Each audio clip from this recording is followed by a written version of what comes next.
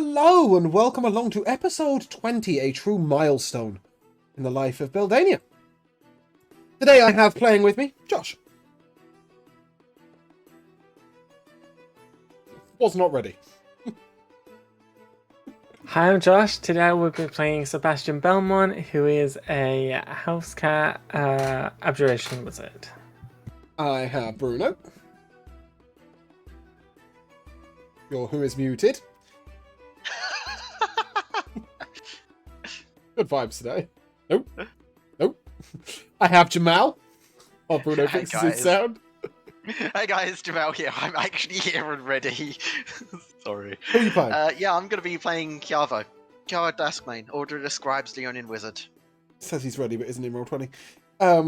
Do I have Bruno? Calm down. Still no Bruno? I have Joe. Yes, you really have me. I'm Joe. I'm playing Hennick Littlefield, the halfling farmer and bard of the Homebrew College of Humility. The best bit about this is I was having a chat with Bruno prior to the session. His mic and sound were working perfectly. Testing. How are you doing over there? He's great. I'm good at lip reading. Why don't you try, I don't know, leave and come back? Yeah, no sound at all. Regardless, today we do not have Rico. Rico will not be here. Torin will arrive. Hold on, let me put our faces up like this. Rico will be here next week. He is currently on the last day of his holiday in Greece. I hope he's having a lovely time, and yeah, he'll be back. In combat, I will play Torin Goldenbrand, though I have no idea how to play a paladin. And outside of combat, he will be a silent companion. How are we doing, Bruno? Sick. I've got nothing. Oh, hello. When you hit the table, it made a sound. Yeah, we hear that. Hello. Yeah, hello. Yes, hear that. Your sensitivity's too low. Hello. Hello. Who are you playing I'm today? Bruno, and today I'll be playing Natasha Ayelet, a totally not mute cleric who is also a Circle of Stars druid. Just give me 1 second, guys. Just realised something. Alexa, turn off the light. Okay. Just realised I'm like dark blue and nearly invisible. So, to recap from last session.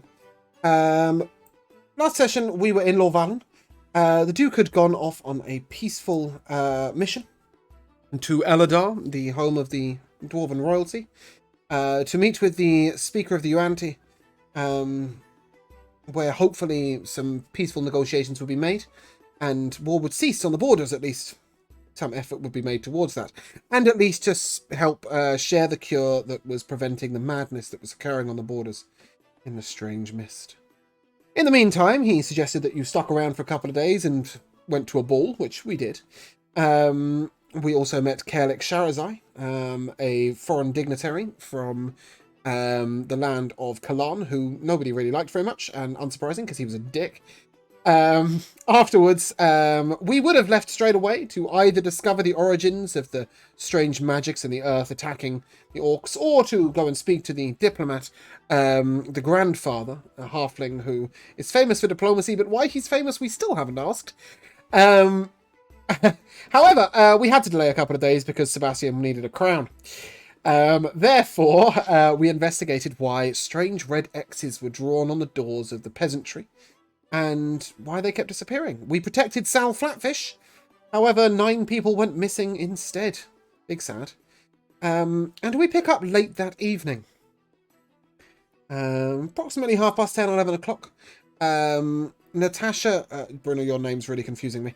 Natasha had asked Kiavo if that evening they might sit on the balcony and discuss the stars.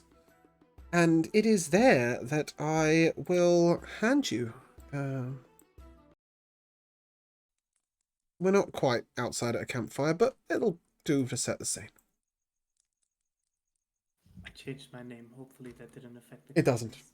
Oh, thank God. I was so scared. Yeah, so I'll just sit down and I'll look at Kiavo. So how do we do this? Sorry, I got to turn you up again. Yeah, you've gone very quiet. Yeah. So how do we do this? So how do we do this? You want to know about the pantheons, the constellations, yes? Yes. Well, what I can tell you about our constellations, it isn't something that we worship in that sense, like you worship a god. It's more so reflections of who we are, what we see in ourselves, and guiding lights for what we should aspire to be as well.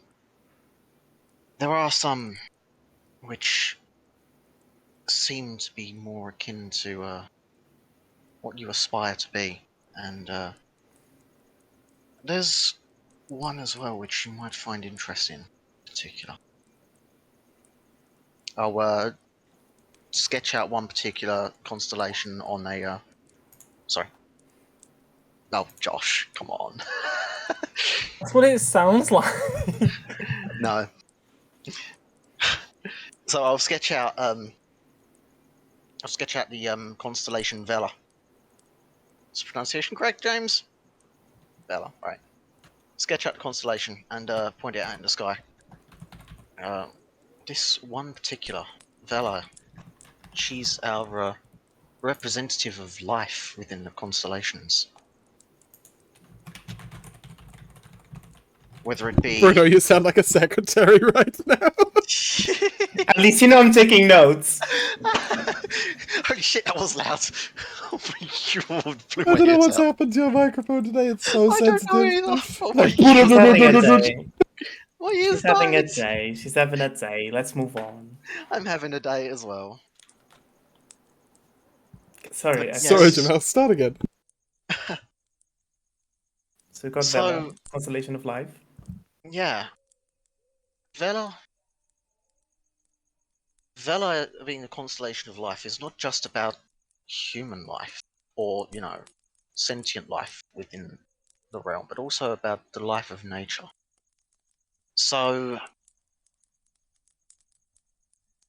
you seem, well, not just seem, I know you have a desire to protect and help others and preserve life where possible. I feel you should be looking to, if any constellation, Vela in particular, for guidance.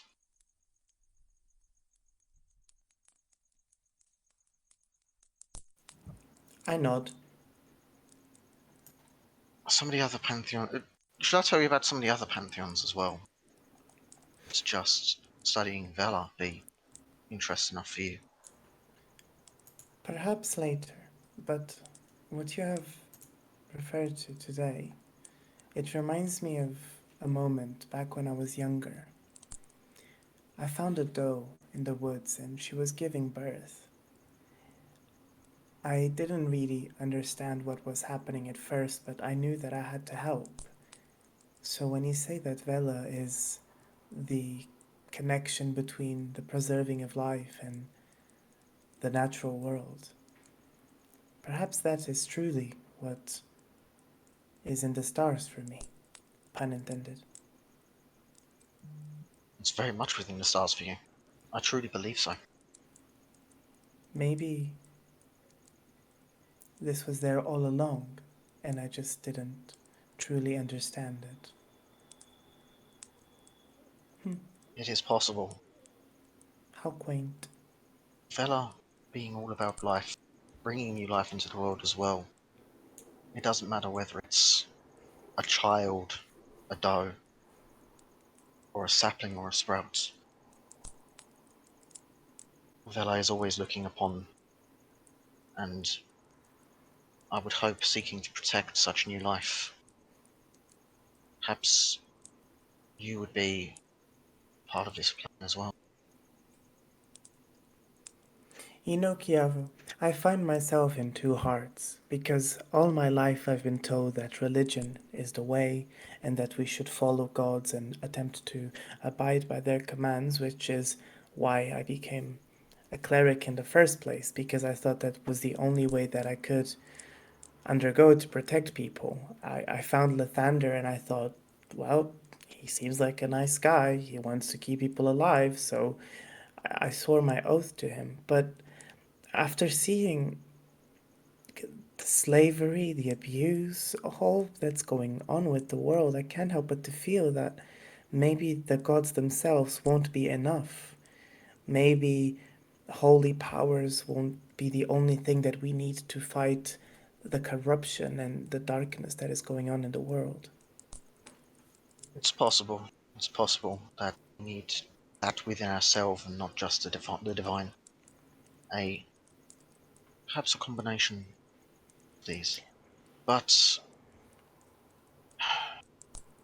be what it may of the constellations, it isn't that we revere just one, but also all of them in their own specific ways. All of them are facets, individual parts of who we are and what we aspire to be.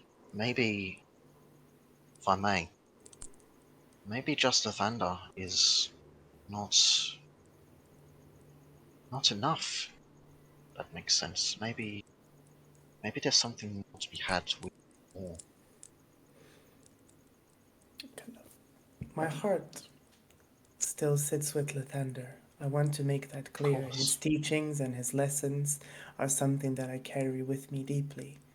But I want to see what else is out there beyond the stories of the gods, beyond the scriptures that the elves wrote down so many years ago. I want to truly understand how the world functions to its core.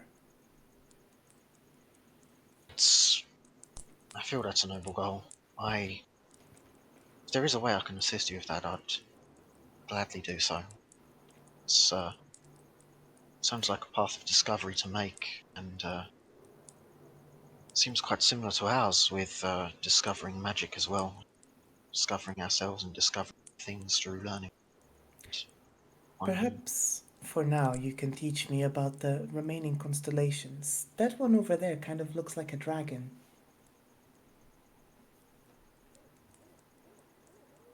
Do they all have shapes? And I don't know if that would be enough. I don't want to take too much space. There's they always do. space in Beldania. There is always. I One of the dragon is not one I'm familiar with. It's not one that we have as a representation, but there are many, many constellations, yes. It's interesting. I think at this Take a point, moment to gaze upon this one dragon constellation, just to just to it's study probably this. not even a dragon. It's just like a random set of stars. And Natasha was like, "Oh, that looks like a dragon." Like, when you look in the clouds and you're like, "Oh." Yeah, he looks down. To be fair, what you're probably looking at is serpents.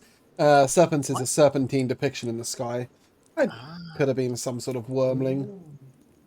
Kiavo, you're so wise. At this point, Natasha will take this moment to just scribble down some of the constellations she's looking at, some that catch her eye, you know, that kind of stuff.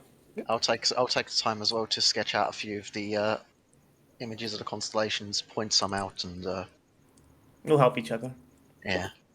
And as sort of that takes us up to the late at night, the following morning. Um, you all arrive at this sort of makeshift office of Chiavo's to find Sebastian sitting rather pleased. Sebastian, just prior to everybody arriving, you got up nice and early, fairly excited, I'm assuming. And the blacksmith finally has returned with a circlet, sort of a front half circlet that sits upon your head. Um, it seems to fit pretty well. It's in silver with blue gems dotted across it, so as to hold an enchantment. And it turns out he did need to go to the enchantress. After all that she fobbed you off, he then had to go back to her because he realized that he couldn't set this very easily into the crown. Instead, he needed to make the orb float above the crown. And thus, he managed to get that done by asking them. And so you see this sort of circlet just sitting at the front half of your head, this orb swirling round it. I have a horrible feeling you didn't pay in advance.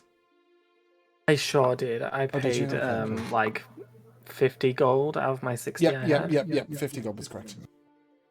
Okay, fantastic. So yeah, as everybody else comes in, Sebastian is crowning himself. Yeah, I'm probably like sat in the chair Chiavo usually sits at the desk.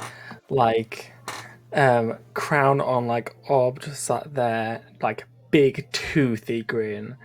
And like as everyone walks in, I'll just say, I summoned you all here for a reason.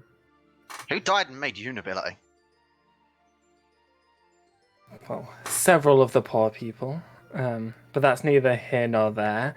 The Would poor you all people made bask? you nobility. You They can have all names. bask in the glory that is this headpiece.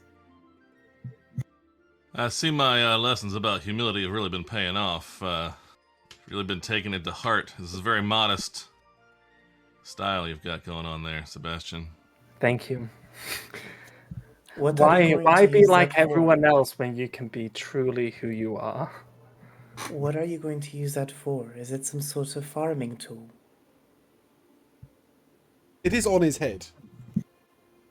Are you going to farm with your head? Like, are Oh, you going to push your head down onto the ground and plow with the circlet? oh, Natasha. It's okay. We'll teach you one of these days the No. difference between a shovel and a crown. I don't understand the point of putting a crown in a cat. They'll just look like you're a very expensive cat. I am a very expensive cat. Priceless, you might say. But you'll be more prone to being mugged, or even worse, kidnapped. I very doubt that someone's going to be able to kidnap me, Natasha. Sebastian, you are a literal cat. Someone And- could just grab you and take you. Oh yes, because we've seen how that plans out for other people. 9 people went missing last night alone. Yeah, and I weren't one of them. You should worry about the humans. Well, Bedazzled Pussycat might just be next. Yeah, then maybe you should hide Chiavo. I'm not the one with the crown. Yeah, you're right. You're not. I am. And once again, who died and made you royalty? What are you going to be royalty of? The peasant district? Come on. Someone has to take care of them. No one else is. Royalty sure doesn't. What are you going to Well, make that's why yourself? I'm here declare to. yourself royalty and once again do nothing to help them? Come I on. beg your pardon. I was out there yesterday, as were all of you, trying to help with this unsolved mystery. We were, but where were nobles doing so? Don't make yourself a noble. It's too late. As you're having this discussion, our lovely friend Justin, the court, what's his name? My brain's gone dead. What do you call them? Steward. The court steward and the chancellor comes in and looks to you all. Oh, good day. How are we doing? Did you make any progress on those poor peasants disappearing? I feel we made some steps forward and other steps back. We saved some. Oh, but that's good. And she just cuts you off when you said you saved some. Okay, Fantastic. so what's the damage for the day? Well, you had mentioned yesterday that perhaps you were considering moving on to some of the matters the Duke had requested that you look at. Perhaps travelling, as you know, some of us are required here at the keep to keep the city running, but some of us, and he sort of gestures to you all, are not. And therefore, you know, you could be of most use travelling abroad.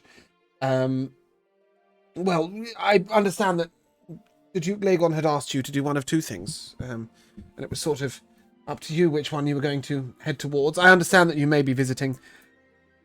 Excuse me, I've got horrible hiccups. I understand that you may be visiting the Urak State Confederacy to find out why our messages are not going through. But after that, you were either going to see the grandfather or to head to Vuralia and find out the origins of this strange, the earth is attacking the orcs or something. Is that not the case? That sounds familiar and is strange, but yes, those both sound like what we had planned. Excuse me, but I can't help but notice they are in two different directions. Indeed. We shall split up. Or we shall choose one. Oh, okay. Don't you fucking dare think about it. No, we do not split Two right of you now. to Cormin and 3 of you all the way off to Vuralia. Yeah, we're just going to put you like 450 miles apart from each other. But what of the remaining people that are going missing? We can't just leave them. No, indeed, we will pay most assiduous attention to those peasantry who are going missing. Can I insight check that? Sure. Josh, go on. I was just gonna say, you should also look into the vampires in the catacombs. We're doing that. It's just we're struggling to find volunteers who'll go down and deal with it. Honestly, it shouldn't be that difficult and onerous a task, should it? I'll go. As well as going out the city. Your insight check, Oh. by the way. 17. Yeah, he seems to be earnest in his hope to look into it. But you also know that getting guards to pay a lot of attention in the poor areas of the city can be quite difficult. So he wants to make a difference and make it happen. Whether he can make that happen is another question. But he's definitely earnest in his beliefs. So you were going to fix the disappearing poor people and go and deal with the vampire underground and go to Vuralia and go to Cormin. Well, that's great. Have you got anything on your agenda for next week? Well, Beldania wasn't built in a day. Joe, you were going to say? I was just trying to decide exactly how to respond to him because I don't like him, but I agree with him. Right? Yeah, he's a very pompous twat, but he's got a good heart. Yeah. Very first of these things we tried to help with, we had only the tiniest bit of success at all, and it may be time to recognize that certain tasks are within our scope and some are not.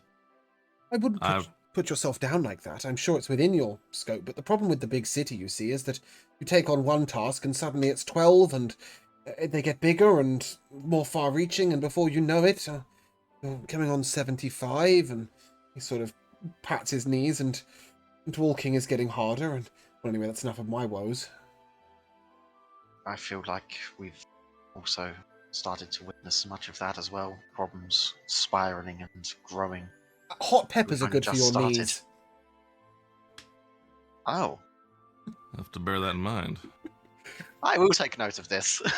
could Just grow at this some. point, I will actually just go right ahead and create my what's it called, the hovering spell book with the quiver and with the quill and everything, and just jot on this little piece of parchment about hot peppers and just write through my knowledge from the books. He looks to Henrik and... Why not? And which way do you think you'll be going?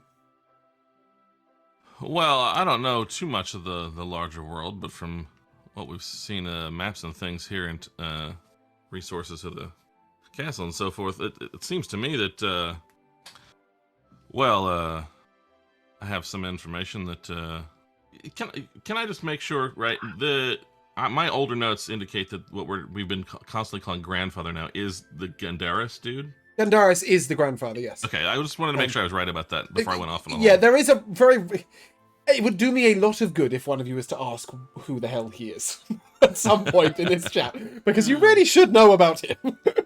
Well, the thing is, I know enough about him to know I want to go see him regardless of anything else. Just, so I haven't brought up the real group reasons to go see him, but we can do so. But what I want to ask right now is, is that really so far out of the way? I mean, it seems that Vuralia is beyond all of this, and we could stop and see in Safeton and the Urak state on the way to Vuralia. It's not really an opposite direction at all. Well, indeed, it might make sense to visit Safeton and to visit the grandfather, but bringing him back is, perhaps... Well, we could send perhaps an armed escort with you, and they could escort him back after you've met with him. Well, from what I've heard of him, he's not always the most trusting gentleman, and I wouldn't want to send him off with somebody else. He'll come to the call of Duclagon. Well, perhaps so. Yeah, I forgot we were supposed to bring him back. Well, he's... Although not somebody of title or specific direct importance, the grandfather is most honoured in all cities and all countries. And whilst most would not dare to touch him, he is getting very old, and perhaps bandits on the road, such, we wouldn't want to dishonour him by not providing a proper escort. But an armed escort of soldiers might do, right? How is it he's become so famous? Well- I know some things about him that make him of interest, but they aren't things that would be so important to the wider world. He's the grandfather of the Urak state. Back in his younger days, when he was 30-odd, he was a soldier. And he fought on behalf of Cormin and the halflings. There were many wars going on. The prides of Halion fought at the borders of Cormin. The various troops of Jorston fought in and amongst each other, and constantly over the borders, with both Muegos and Yakin. The Genasi and the gnomes were always infighting, and the elves had closed their borders. This young soldier began to cross over the borders bravely, on foot, alone, and speak to people, eventually gathering the leaders of each country and bringing them to a table. He created the Urak state, the reason we have peace in our lands.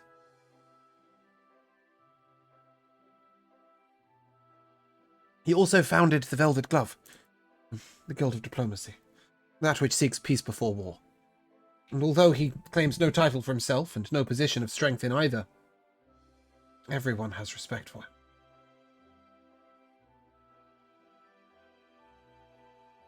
Well, I don't know about y'all, but I'm sold.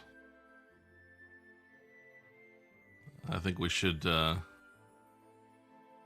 and find this gentleman and see what he has to offer.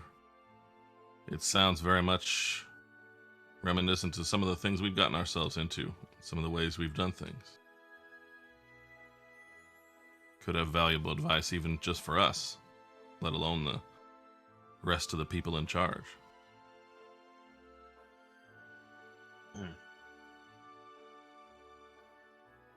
I personally would prefer to investigate these mountains, but I would be okay with doing this as well. I think what Henrik has suggested is that you go to Safeton, but you don't bring the grandfather yes. back. You instead carry Do on both. through the Urak state to Vuralia.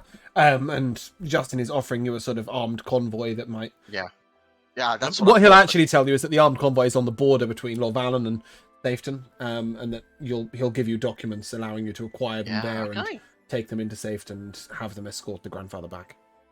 I mean, even if things end up looking real dangerous and we feel we need to accompany him back, I mean, it's given the extreme distance to Vuralia, I mean, it's hardly even a hiccup. Well, indeed. Then I have no complaints. Vuralia is not quite all that as far as you might expect. At the Urak state, I believe they can facilitate travel, at least close to the borders of Vuralia. Though, frankly, we haven't heard from them for a few weeks. We're having some troubles where that's concerned. Oh, But you know all about these troubles, the magic that doesn't Yes. leave the city, and the brother that can't be contacted. yes. The letters disappearing on the road. Yes, we've done that bit. Yeah. Yeah, if even the messages aren't getting through, I hesitate to be sending my own body by magic. Well, I suppose, but I don't know how the ties are between the Urak state and Vuralia. Perhaps they're working quite fine. It's just from here. I wouldn't dare send you to the Mages Guild here and suggest that they transport you out. Goodness me, they can't seem to tie their shoelaces at the moment. Mhm. What are Sebastian and Natasha feeling about where to go, what to do, how to do? I mean, Sebastian wants to go to the elves to find out about the magic stuff. So definitely doesn't particularly care about seeing the grandfather. But if we can see the grandfather on the way to go find out the magic stuff, then he's happy with that compromise. Torin was equally interested in both. I did speak to Rico out of session because I knew that this decision would come up. Natasha?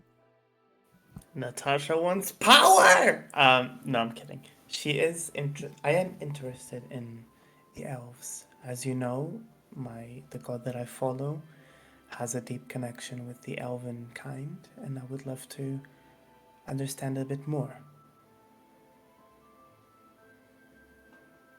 So, Well, I think the best way to facilitate handling all these things is to set out quickly. It may mean giving up any further investigation here in the city. I do promise you I will do my best to look into all current issues. I would like to say that I always do, though there's only me, you know? Some of our other members of the castle, whilst quite efficient in their jobs, I'm sure, they find it easy to ignore certain things that don't affect them personally.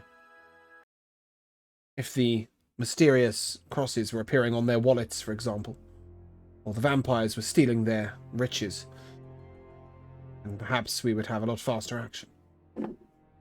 You think, he sort of looks at you, could I steal their purses? And then he sort of smiles at you. And, well, be that as it may, if you're travelling out today, I'll draw up those documents for you, so that you can hand them over to the guards at the border of Safeton. After that, I mean, well, I suppose you're kind of on your own.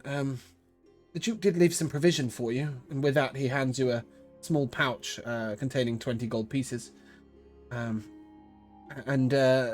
he suggested that perhaps you, well, if you need mounts to travel with, and I understand. And then he sort of looks to you, Henrik, and I understand we have a donkey friend of yours. Indeed, Black Radish. He's been mighty helpful. I don't know if the cart he pulls will seat all of you, but certainly I think the Duke had foreseen that perhaps you might need some more mounts. I'm sure your donkey is more than up to the task, but there are quite, you know. And then he sort of gestures towards Torrin and Kiava and points out they're quite large. Yeah. And he will mention to Kiava, we do have some trained mounts in the stables that will take a Dragonborn or indeed a whatever you are, lion Leonin, thing. yes. Leonin, that's the word I'm looking for. Thank you. A big cat. Or lion thing. Leonin, yes. Leonin, Yes. that's the word I'm looking for. Thank you. Shit. Sorry, start echoing. Well, I wonder if there aren't some other preparations we should make. We've come into some resources of our own. We could put the Duke's to specific use. What he's left us here, while we're here, where things are easily purchased. If anybody had any particular ideas. Well, indeed. Potions, perhaps. Is Rose around? Can I go find her? She's probably hiding in your rooms. You can ask one of the servants to go and get her. If you wish. Sure.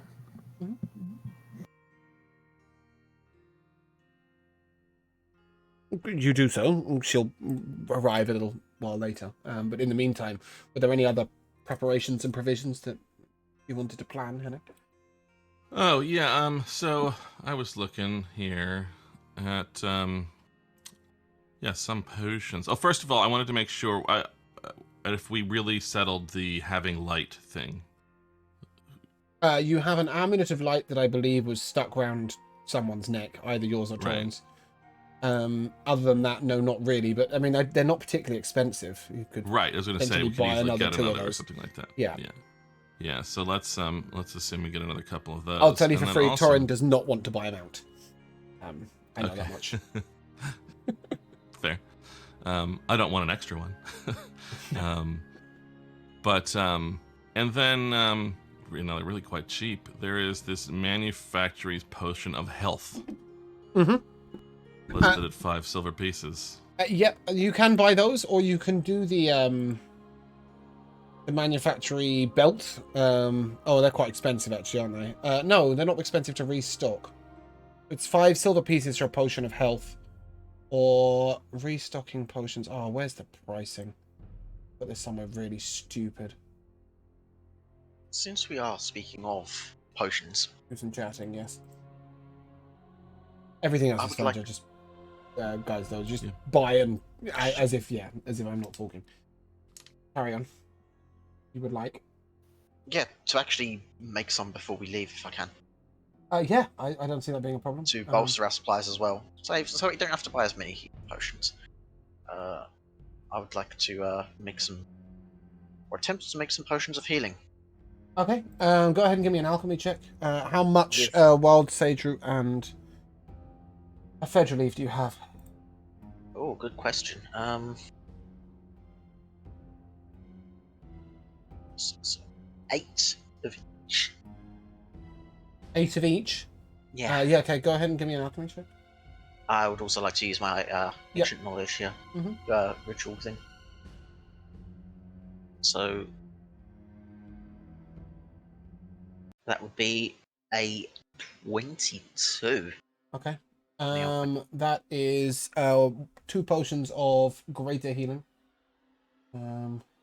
5 potions of regular healing. Sorry, 6 potions of regular healing. Math's hard. So, Joe, just to let you know, you can buy them at silver piece each. You can also pay 5 silver pieces each. You can also pay 2 gold pieces for 6 random potions of the manufacturer, which always contain 2 healing. Or you can spend 3 for 12. Well, I was looking at the health one, not the healing ones. The health one cures diseases and poisons and exhaustion, which sounds Okay, so it amazing. just guarantees one of those. But they also Sure. contain all the other stuff. Or you can just purchase 2 of those. But yeah, because I do believe you do have a potion of manufacturing potion belt. Yeah, I have it's- a pouch, it says. Manufacturer's potion pouch is listed in my inventory. Oh, you do have it in your inventory. Where? Different. Yeah. We got like empty pouches from the fancy dude that we helped on the road, who was a manufacturing salesman or something. Yeah. But it's not the belt. No. It's the potion pouch is correct.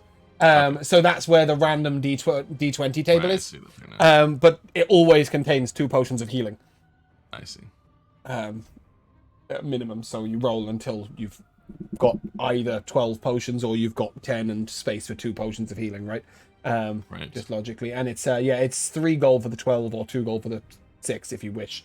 Or alternatively, you can also just buy 2 potions of health and walk out the door. Yeah, if Kiawa's making some healing ones, I'm gonna buy a chunk of. I mean, I've got 5 gold to spare. I'm gonna buy 10 potions of health. Oh, okay. Yeah, that works. Yeah, absolutely fine. So 50 silver pieces or 5 gold. So yeah, that's great. And we have not been quite as particular about food and all that sort of stuff. But if you want me to do anything there at this point, I'd it's say affordable. spend a gold piece of the party to stock yourself Sure. up. Yeah. Yeah. Okay. And you can add stuff as and how you wish, or you can just sort of go, what I've got in my inventory, I'm going to get more of. Yeah, sounds good. That's great. Yeah. Did Chiavo or Natasha want a mount? Sebastian, you may wonder why I haven't asked you. You could potentially I already ride a have small one. donkey, but you have a mount. No, right? I have phantom steeds, so Yeah. You have your own version of. Did Natasha or Chiavo want a horse to ride? That would be a good idea, I think, yeah. Natasha? Or did you want to ride on the cart with Hennig? Yeah, I think I just ride on the cart. She's not a horse girl. Okay. Chiavo, I'm afraid it's more expensive for you than for others. It's going to cost you 2 gold pieces, not 1. That's fine. I think I'll that's take right, isn't it? 2. Yeah. Just bear with me a second. Let me have a look. Is a mount just 1 gold piece? I believe they're quite cheap. Well, I mean, 1 gold piece is quite a lot of money. You've got to remember that, yeah? I'll buy a mount. I could buy 143 horses. Oh, sorry. A donkey is 1 gold piece. A riding horse is 7 to 10. I could buy 14 horses. What? How have you... I have never spent money in this campaign. I've literally been 140 holding- gold, though? That can't be I right. don't know. Yeah, I've got 122. Have you? Yeah. Has everything that's been purchased in this campaign come out of Hennig's pocket? I don't know, but I've got more money than all of them. So Well, I know That's that, but because- like, yeah, I thought you had all the Literally- cash. I've literally got 12 gold because I keep buying things. I've never spent any money. Oh, yeah, so, sure. So for a war horse, you could pay 35 gold pieces. Or for a riding horse, it's 7. Chiavo, for a riding horse for you it's 10, and for a war horse it's 60. Because I you need a don't Leonin feel trainer. like a warhorse is going to be I necessary. don't see Chiavo doing maneuvers in battle on a horse. No, especially not since I'm not the animal handling type. Just a horse to ride is Okay, 10 gold the pieces. extent of my ability. 10 gold pieces and a copper piece for feed and 4 silver pieces for a saddle usually. But we'll throw all that in for the 10 gold pieces. Okay, that's fine. Miss Natasha? Who's eyeing up a warhorse. I don't need a mount, I'll ride in the cart. How about a warhorse? I will in fact buy a warhorse, and Right? Natasha's now gonna become a next level. I take 2 levels into fighter. I'm now a cavalier. Okay, so just to let you know, guys, you will need to add this in your extras on D&D Beyond, otherwise I will lose track. So go ahead and go to your extras and click mount and find a warhorse or a riding horse respectively, and add Remind them. me of the price, please. For you, it's 35 gold pieces for a warhorse. Can I haggle down? No, Why as you not? are a human. Why not? Because it's a fucking good deal. And they're throwing in the saddlebag and the feed and the bit and bridle, so get over it. Yep. And Hennick, of course, is quite happy with a perfectly good donkey with a perfectly good cart. Yeah, I mean, if he's coming anyway, I don't need anything else. You'll be traveling main roads, so there's no reason to worry about. It's not like going through the mountains from Eladar, right? Black Radish will be more than capable of holding his own. What? This music is very excitable, isn't it? I'm sure it was all peaceful and chill, and now it's getting very exciting. Cool. With that in mind, Torin will buy a set of 12 potions. He did want something else, but fuck me if I can remember what it was.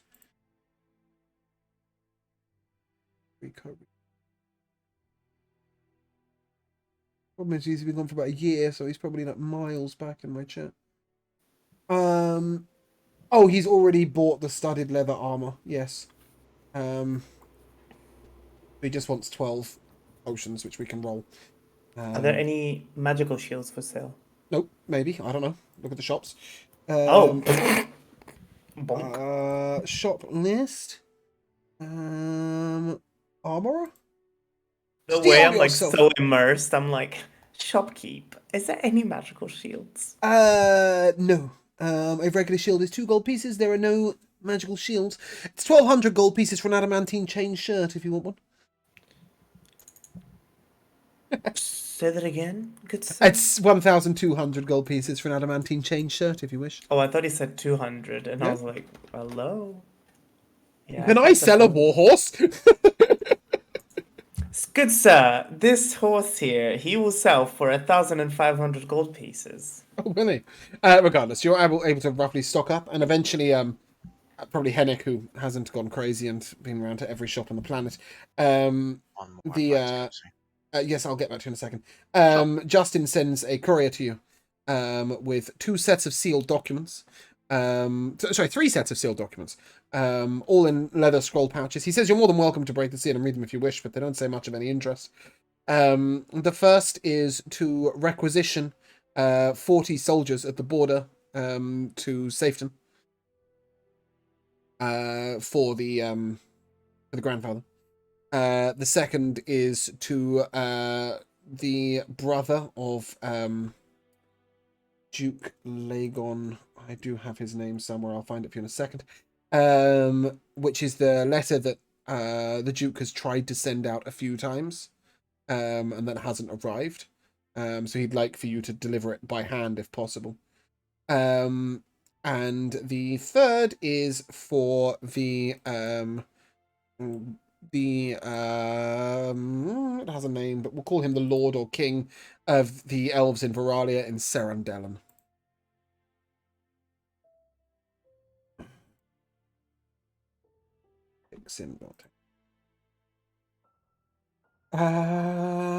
So the brother is called.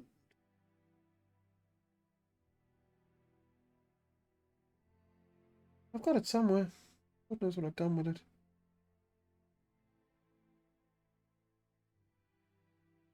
Oh, here we go. Your ex-Confederacy members.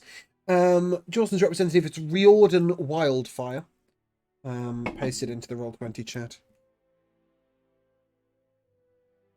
And the gentleman you are seeking in the Elves... Oh, it's female! Goodness me, sorry. It's Queen Glorvelim. She's been the ruler for just under 1,500 years. She's kind of in charge. Cool. Those are names relevant. So that with those 3 pouches in mind, he tells you that your donkey has been readied in the stables.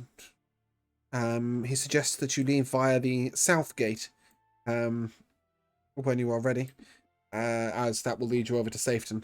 Obviously, there was the possibility of going down river, but not when you want to take a donkey, a horse, and a warhorse. Do we have a sense of if this is the way out where we expect bandit trouble? You were told there are assassins to the north of Lorvalen, but that doesn't necessarily mean that it doesn't necessarily mean that there won't be assassins on the road or bandits. I just wouldn't know if we... It was more, do we want to deliberately go the way there's trouble so that we can take care of the trouble? But if it's the opposite side, we won't do that. Yeah, it sort of wouldn't make any sense to go out that way to get to Safeton, because then you're going to have to go back into Lorvalen to cross the bridge over the river. There are very few bridges over the river between Lorvalen and the Urek state, basically. It's a wide, fast-flowing river. Sebastian's bought a crown and is broke, right? Not broke. I've got like 12 gold. Sick. I just don't want anything. I am still waiting for Rose, though. Oh, yeah, she'll turn up. Sorry, I did say that. I just forgot to then roleplay her. What did you want from her? So, I shall take her hand in one paw. And then I shall hand her one of my very fancy aged bottles of wine. Mm-hmm. And I'll say, this is for you for being such a gracious companion. Because servant's got like bad connotations to it. Oh, Sebastian, that's so kind. So this is a gift for you. Well, thank you. Most kind. Appreciate it. Yeah, you can't even buy chainmail for that price. Chainmail's 500 gold. Good luck with your +3 shield. I could upgrade to studded, but I just got this leather armor made by Rika or by Torin, and yeah. Ironically, Torin has also just upgraded himself to studded leather. Yeah, he should stay ahead of me. That would make sense. But yeah, cool. With that, the group fairly ready to head out, or Chiavo? Sorry, you said you had one more thing. Yes. Yep. First thing, two things actually. First, can I transcribe a spell into my spell book, which Josh has currently? Never transcribed this one. What is it? Mage armor, specifically. Mage armor. The regular price would be, what's the regular rules as written price for you? Good question. I think we said divide it by 5, right? Yeah, and it's 50 by regular, I think. So 10 gold pieces, yeah. No, it can't be 50 gold pieces for a level 1 spell, is it? I think so.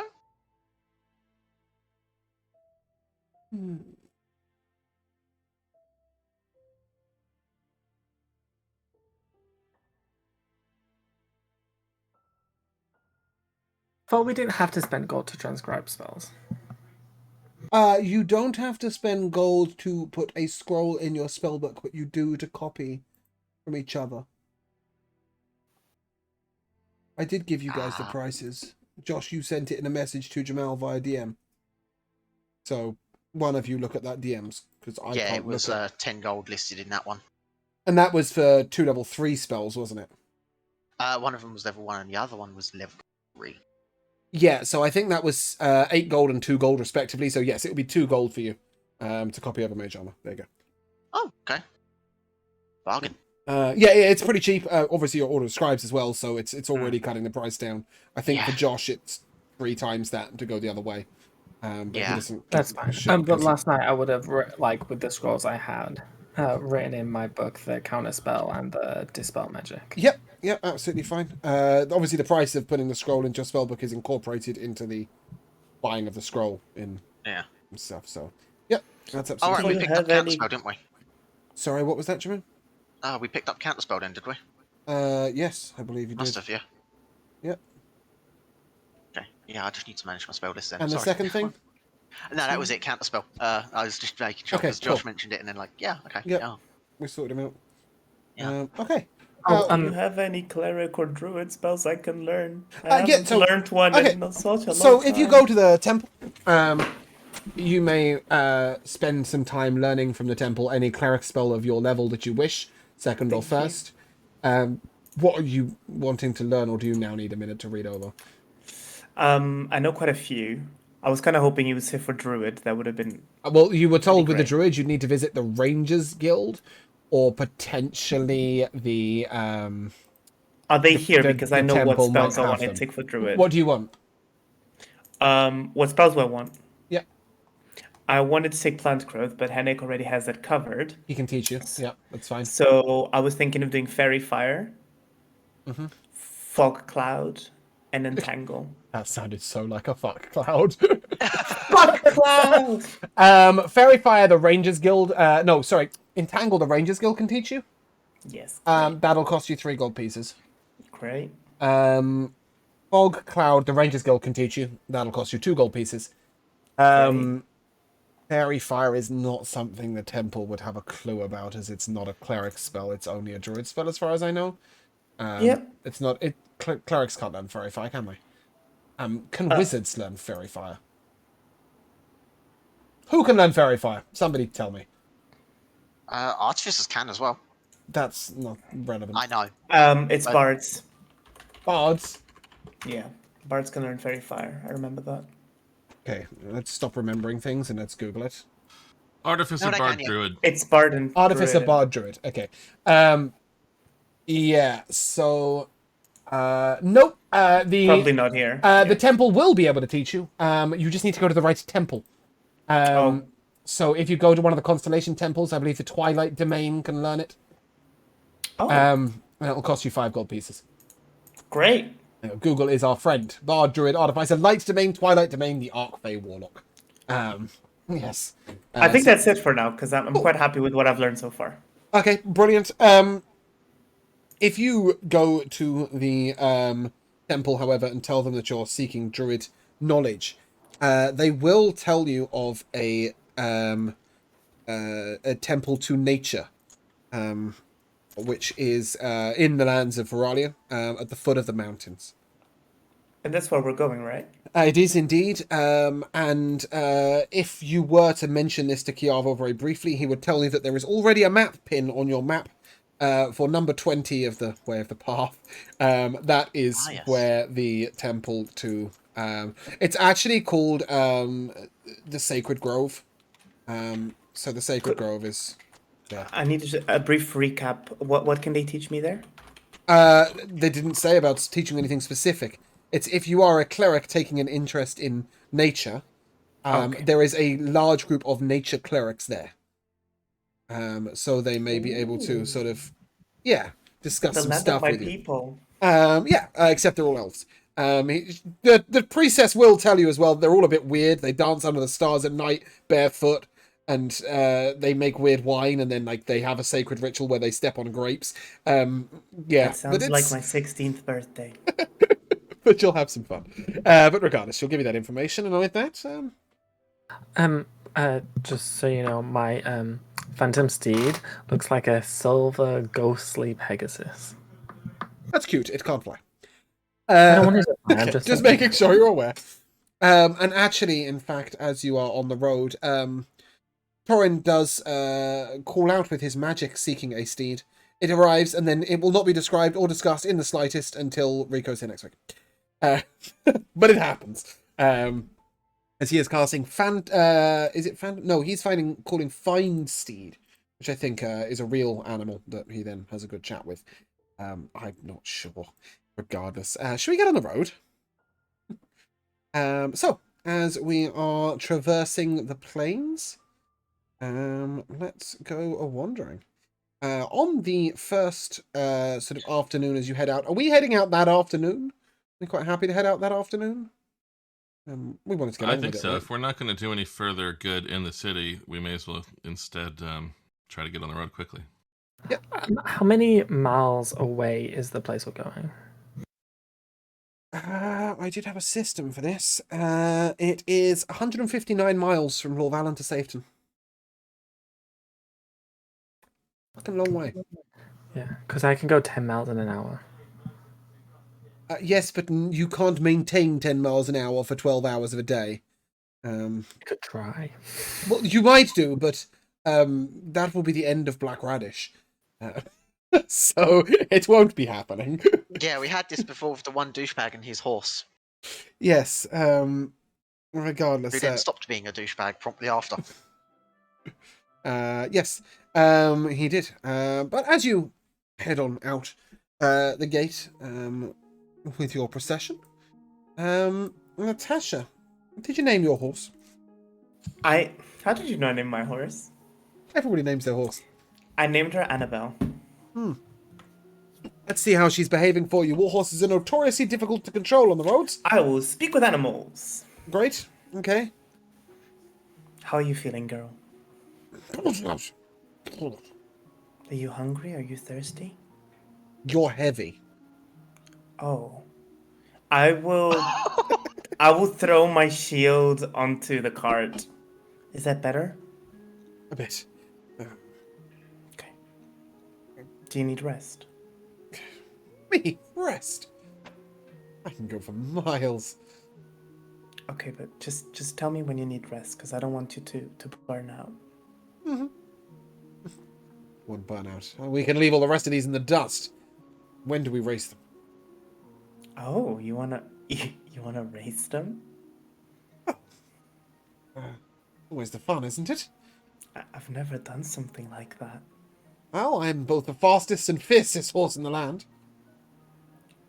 Well, if you want to, I mean, we can try. And I'll grab the reins.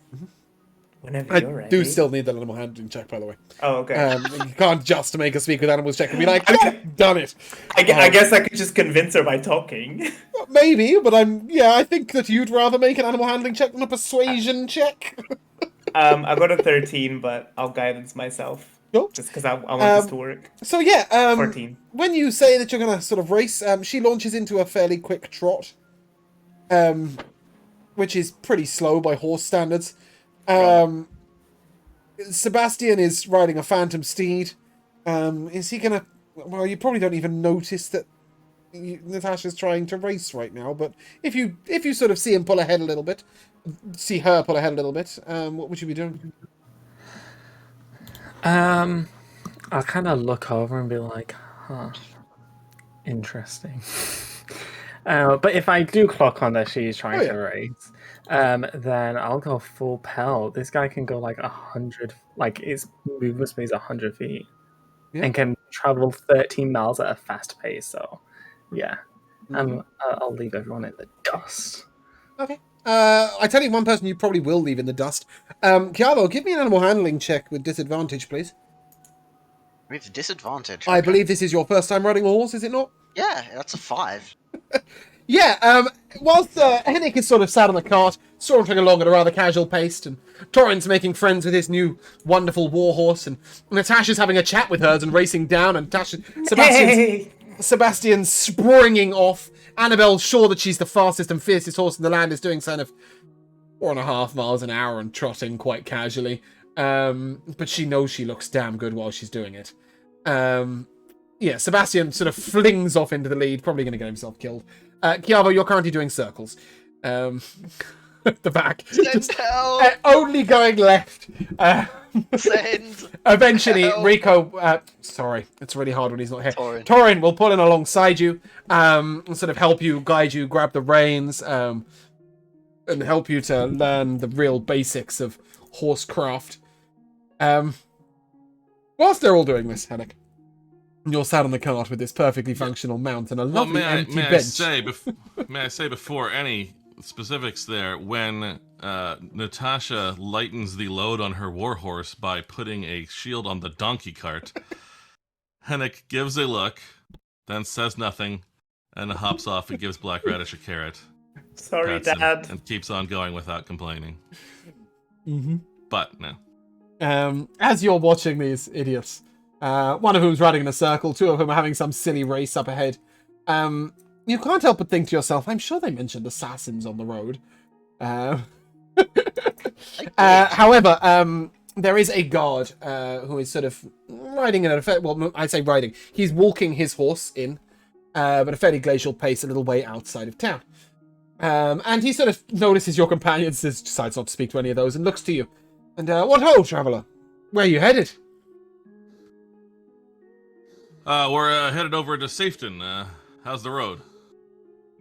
Not too much trouble, as far as I've seen, although I've come from the southeast. I've come up from Goldenshire, but certainly the road to the border is pretty safe. At least that's my experience. Yeah, there is a couple of fallen trees back the way. I think there might have been a storm in the night, but other than that, no trouble at all. I can't help but feel that it's a little strange. With all this trouble on all the different borders, apparently, I've had quite the most peaceful of rides. Well, this is still a pretty central area. It's not too close to any of the borders and such. Maybe its trouble just hasn't made its way here.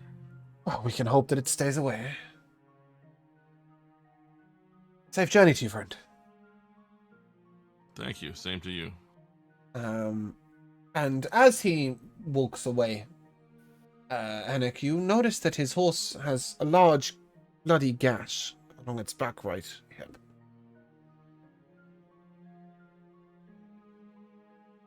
Hey, friend.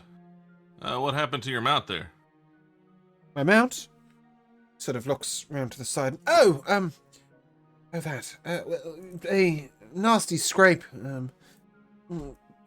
The fallen tree. Shall I insight check? You don't need to. Your passive insight is more than high enough. He can't come up with a story. Yeah. Why don't you hold up a moment there? Maybe we can help you remember exactly what happened. No, my horse is in need of healing. I must get her to the stables nice and quick. And with that, he attempts to remount. Chiavo and Torin are doing circles close enough at this point that they can see, but Sebastian and Tasha are quite far down the road. I will attempt to cast Hold Person on him. Mm-hmm. Oh, okay. It's gonna be a Wisdom saving that's throw. a 12. That's a fail. Yeah. Okay. So as he freezes in motion, leading up to this horse, the horse here sort of sees this and feels this. The horse bolts. He stays where he is. Yeah, I think I'm okay with that. I think I let the horse. Figured that. The horse bolts towards the city, so it should be okay. Sure. Damn it!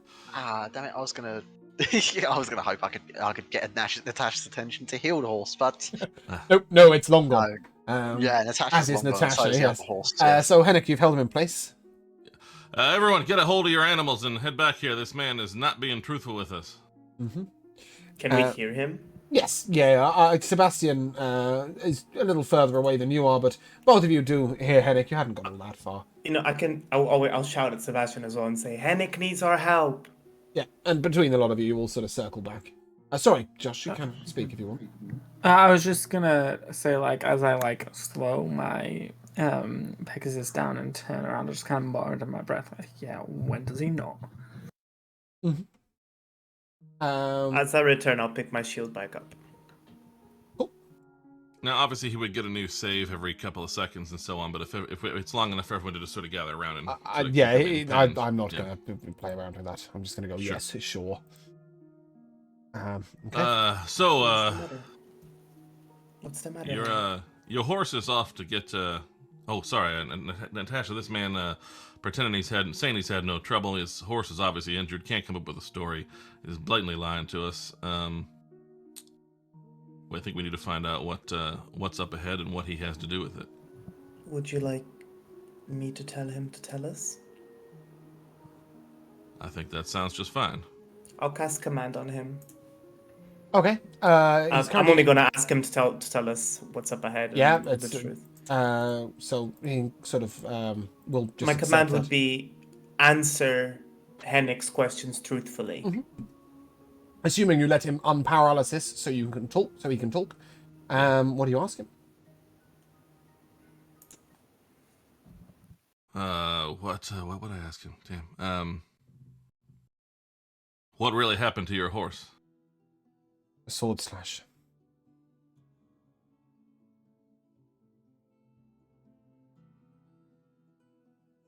They let me go as long as I don't speak of it on the road.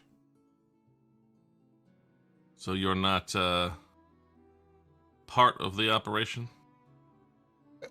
No, though I really cannot speak of it. And you get the impression that with the word cannot, he doesn't mean I've made a promise. He means, like, physically, I cannot speak of it. Whereabouts? Near these trees you mentioned? Or is that... Trees! He really is struggling to say anything. And he says, magic. Hennick, do you have a map he could point to? You do have a map. Someone does. Chiavo has a map. But Sebastian, give me an Arcana check, please.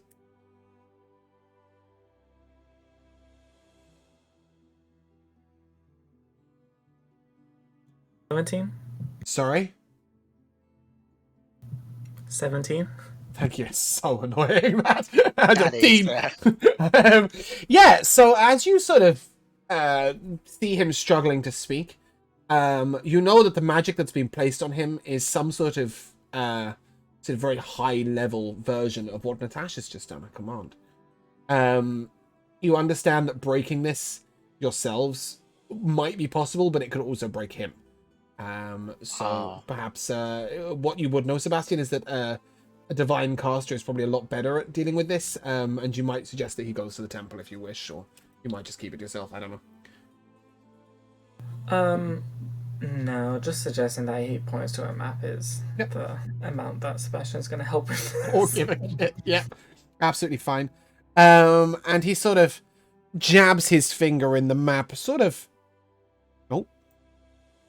here. Sorry, James. I need to retcon myself because the command can only be one word. So what would have said would be help or assist. So Josh, you wouldn't need to use your spell to suggest because he'd be under the influence of my command, so he would have to assist you or help. I think just the command to help and the fact that his horse is bolted. I think has spell anyway. Yeah. So he'll put a sort of dot, which is fairly close to your horse. As you might see, it's a little way down the road. And in fact, he sort of, he drops something on the ground, like a sort of scabbard for a sword, and then he sort of kicks it until it's pointing down the road that you are headed down. Well, this here doesn't have too much to do with what happened to you. Perhaps you can answer. Did you start out this journey alone? No. I will assume you can't tell us that the others fell prey to this situation, but... I am to tell the Duke of Lorvalen, or perhaps whoever's in charge in his lieu. Well, that's almost us, so feel free to speak. Gone. I am to tell them that the assassins have been cleared both north and south of the city.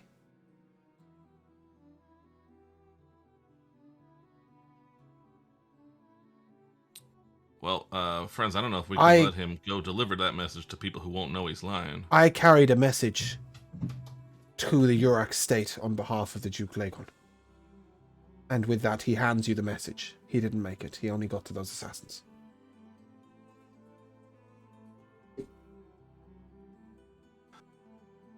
Yeah.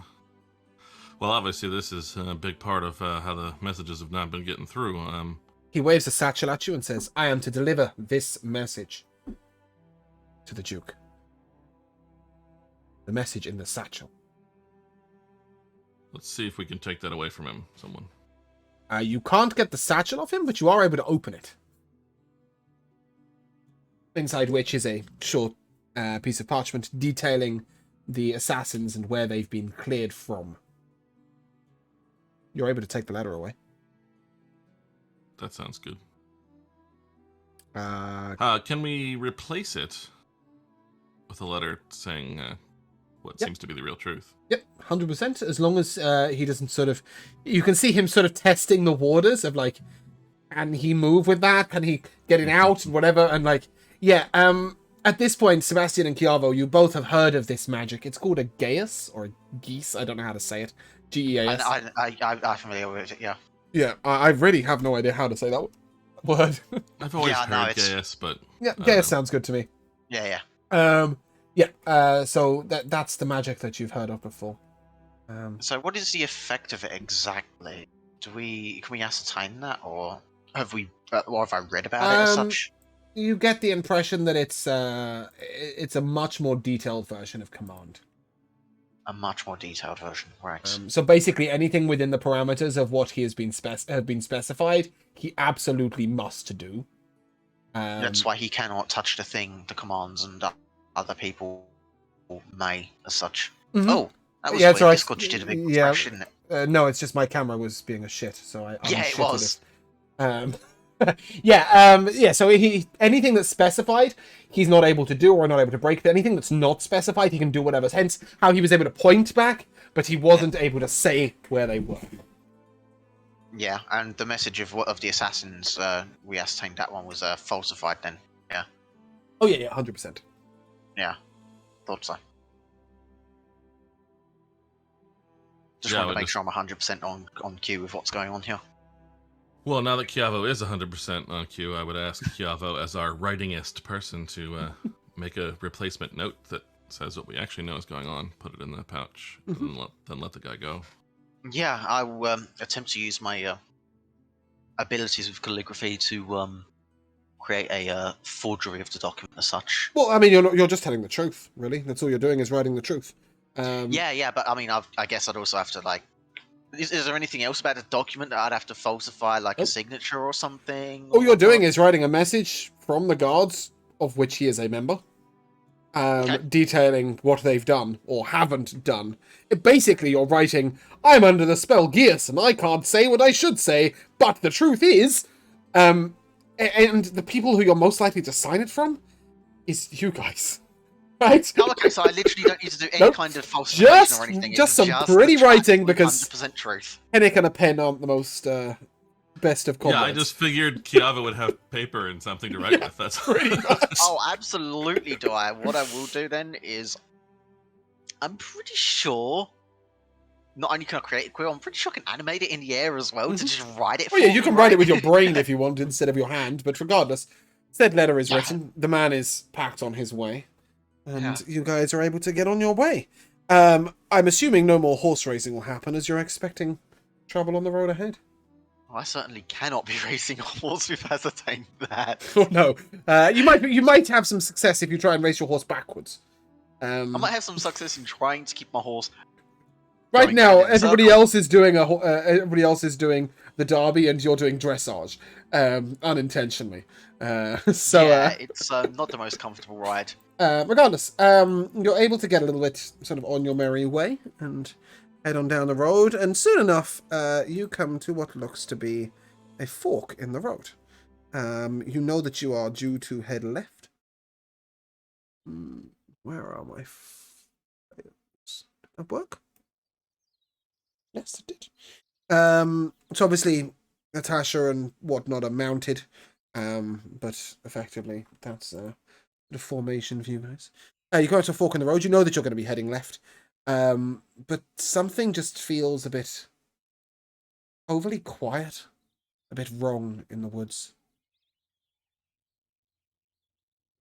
You all begin to be on your guard. Natasha, I will take a Perception?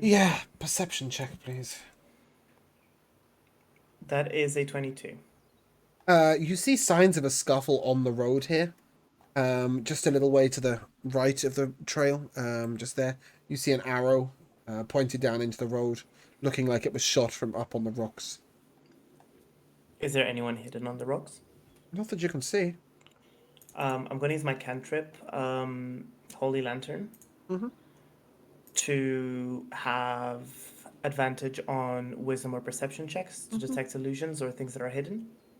Not as far as you can see. I mean, no matter how clever a perception check is, you can't see through a solid rock. All right, then I will instead cast it to immediately know if a hostile creature enters the light or starts its turn there. 30 feet? 30 feet. That gets to the rock. No, All right. I will. Can I throw the lantern like it'll 10 feet stop the ahead of me? spell. Okay, then I'll just move here to Yeah. see.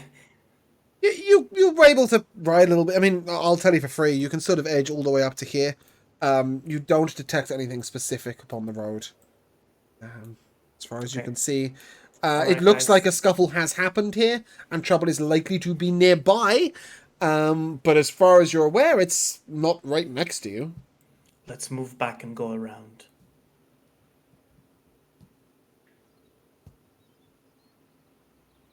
Do you Oh, want yeah, to that's leave fine. the assassins here to assassinate the next set of messengers who head on to Beldania, to the Yorak state? Is that what you guys are suggesting? Oh, fine. I'll pull my pants and I'll start This shouting. doesn't I sound got very. no sleep because of y'all. Y'all get no sleep because of me.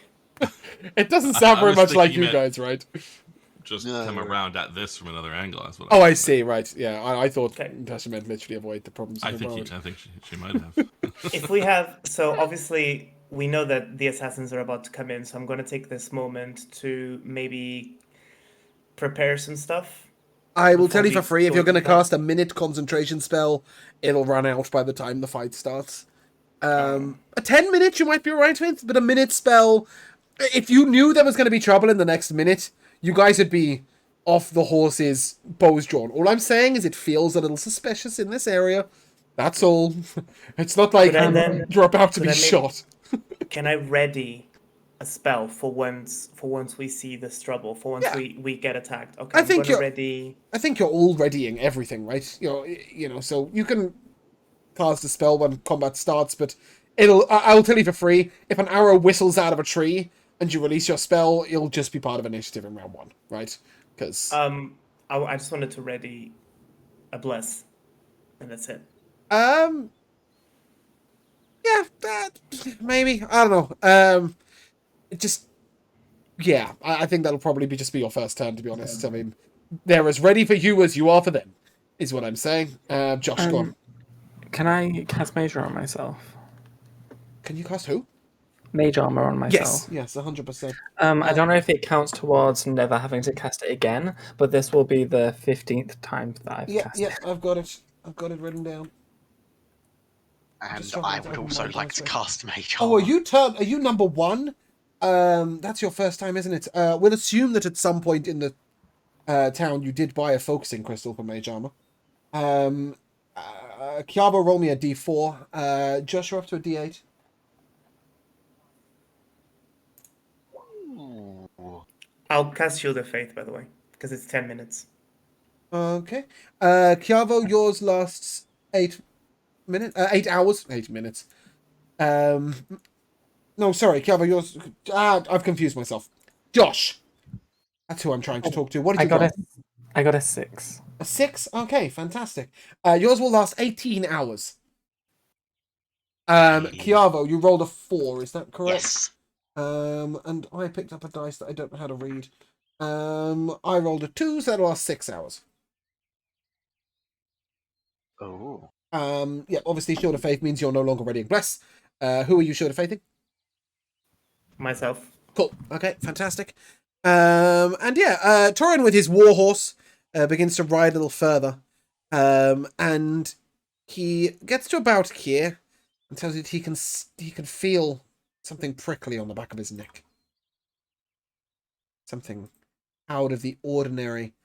Sebastian, if you're willing to get close enough, are you willing to get close enough? Something out of the ordinary. He thinks it might be magical.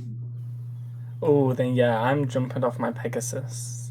Okay. And I will head on over. Yeah, you feel a sense of magic in this area. Do I know what kind of magic? Oh, if it's illusion, then my ring should be vibrating. Ooh, your ring is vibrating. Ooh, interesting. Then I'll turn to everyone. I'll be like, warn them that is illusion magic. Yeah. I just be like, nothing is what it seems. And then I'll I don't think I have it prepared. I don't. I was gonna dispel magic on this rock, but I don't have it prepared. No, so you can't. Yeah, okay, that Yeah. works. So instead, I will slowly back away from Okay. said rock. And as you do, a crossbow bolt flies out at you. I will need each of you to roll initiative, please. Okay, guys, turns out I can't do this like properly. So what I'm gonna do is there will be somebody who you can see, but you can't see. I'm gonna mark them with invisibility. I need you guys to just not metagame, please. Because I am not switching between the two layers every single time I want to target this guy.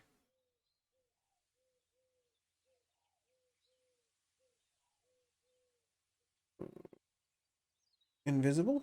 Invisible? Invisible? Invisible?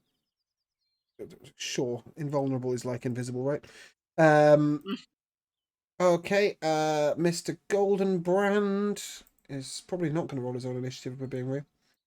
Oh, I'm all over the place. I'm 6s and 7s and 4s and 5s. I need a drink, that's what it is.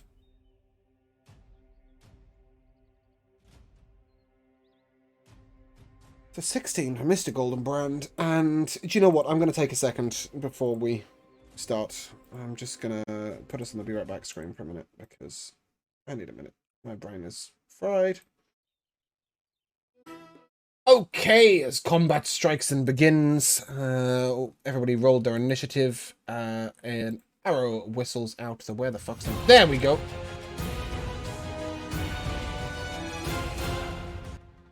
An arrow and a speaker apparently whistles out of the out of the corner.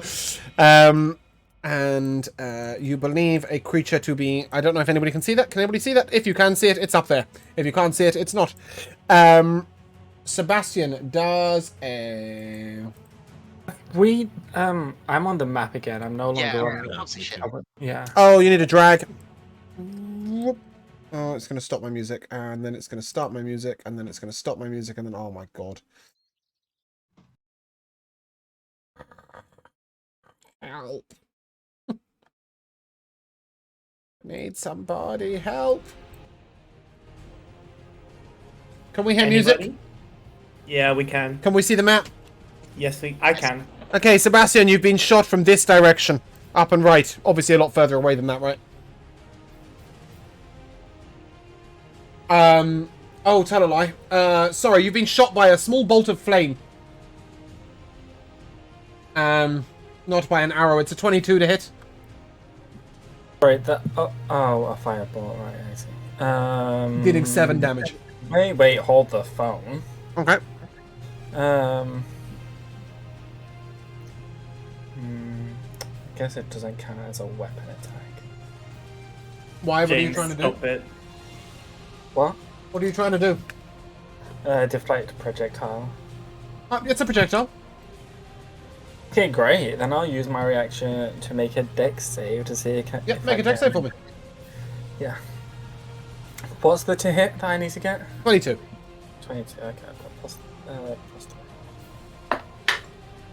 3. 16. Nope. Okay. You attempt to brush it away from you with magic. Unfortunately, it still collects with you. 7 damage.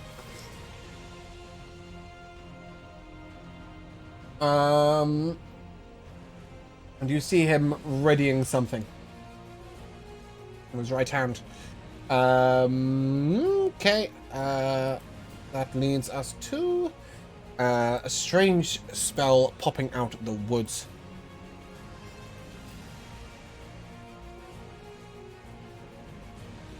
Nope, that's not what I'm looking for.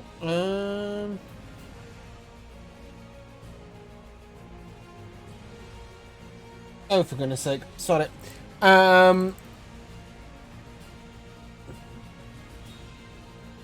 Chiavo, 3 bolts of white light move to... Why? What's the marker on your character? Oh, it's just just showing you that was the invisibility one if you was looking for it. Oh, yeah, I was just checking that you're not invisible. Great. Oh, no. 3 beads of force come towards you. Yes. The first one will do 5 damage, the second one will do 3. What's it called? Magic missiles. missile. And the third Yeah, one will I'll do shield 2. that. You'll shield that. Okay, fantastic. That's what we like to hear. That leads us to Torin. Torin will charge around the rock. 5, 10, 15, 20, 25, 30. Where he sees a gentleman lying prone with a dagger in either hand. Torin will go to his spell sheet and his character sheet and try and work out how to play his character. Fuck it, he can guiding bolt. Let's do that. That'll hit. And he will guiding bolt for 14 radiant damage. And he shall mark the character to be hit. The next time he is hit, he will have advantage. He'll then refresh the combat. I love it when that happens.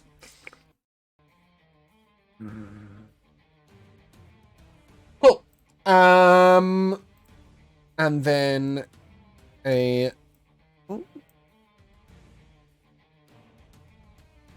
Natasha, you're up.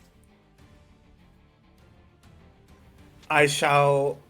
This is invisible, right? Mm-hmm. You know, see shall that, but you might... move You my hear some horse. movement near you. Okay, well, I'm gonna pretend I didn't see him. So I'm gonna move my horse 5, 10, 15, 20, which does provoke an attack of opportunity. Okay. You Who can't doesn't see it. take it? I'll do it when I'm ready. Yeah, he doesn't do anything. So 25, 30, Okay. 35, and now I'm gonna move in a straight line. Wait, I need to back up. So I can move 20 feet in a straight line. You know that you can't use your movement and the horse's movements in the same turn, right? I'm using the horse's movement. Only the horse's movement. It's 60 feet. Yeah, okay, cool, right. Sorry, I thought you were saying you were moving. Yeah, okay, cool, I get what you mean now, yeah. I want to use trampling charge. Oh, you're going to attempt to attack with the horse. Okay, Yes. yes, Annabelle may make her attack. Yeah. So it's a She'll plus be making 6 it to an hit. advantage because of Guiding Bolt. Ah, okay. We need to take a 1 from that. Does a 9 hit? You mean does a 15 hit? No. Okay, does an actual 9? No. A 9 will miss, Yeah, but it's an it's- advantage, yeah? Yeah, that's an advantage. It's definitely a 9 to hit. All right. So if that doesn't hit, I am going to. Wow. A 3 and a I nat know. 1. Cool, good roll. I know. It's That pretty does bad. not hit. Right, so I'm not gonna use the horse's turn. I'm just gonna use my bonus action to cast a. Fuck, I forgot the name. Spiritual weapon? Yes, thank you, James. I'm gonna cast spiritual weapon behind the guy.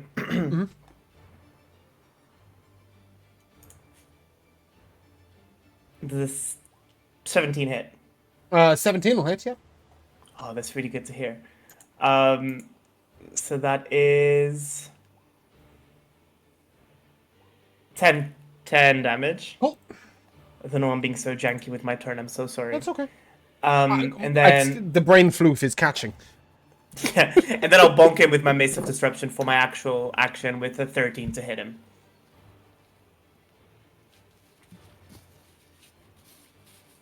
You what? Does a 13 hit with? That's not what I'm getting at. Your horse made an attack. Isn't that an action? Well, if we're following animal familiar rules, it would just It would go on its be own after initiative. my turn. Yeah, but I didn't want to complicate the initiative order, so I just did it Yeah, at the same and time it as would mine. make a... I mean, technically, I think a mount is tied to your turn, right? Because it moves on your turn instead of you.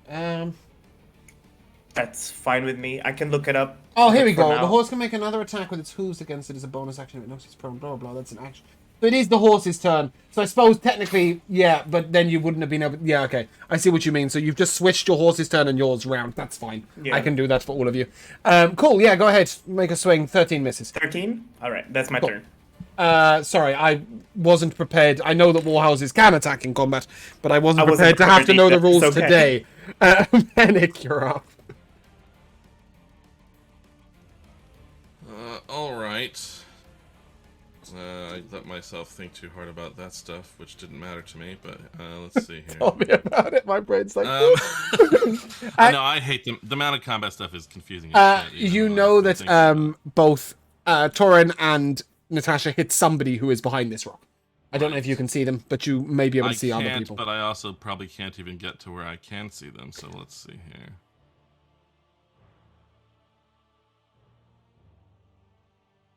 Well, it says I can see that person, so I don't know how. Maybe the rocks are not very tall. Yeah, if you can see them, you can see them. I designed the dynamic lighting to be correct for how the rock is. It's mostly the central rock you can't see over. They're not that high up. And of course now the guy's standing. He was before lying down. Cool. Yep. All right, so I can see this dude now. I wasn't sure I'd be able to see him, so I don't know what the hell I want to do. I think he's behind rocks. If he likes hiding behind rocks, hide behind this one. And I will throw a rock at him. Love it. Yeah, go ahead, roll it. It's not great. 16. 16 will hit. Okay. It's 7. Yep. Magic stoning damage. Mm-hmm. And I will then... Let's just, I'm having trouble getting over there. You take care of things, Torin, and I'll give him Bardic Inspiration. Cool. Still a D8, right? Yes. Sebastian, you're up. So Sebastian is gonna go on all fours and then shake his body and his fur like a wet dog or cat. And then 3 other Sebastians will pop out of him. And that's my turn. Only you can make mirror image sound like giving birth to triplets. See more like a gremlins, they just pop out and grow. Okay. This assassin turns, takes a step forward, or he tries, and attempts to stab Natasha Eilert in the face. 2 quick swings with a short sword. 23 will hit, I assume. Yeah, and I'll use my reaction. Yeah, reaction.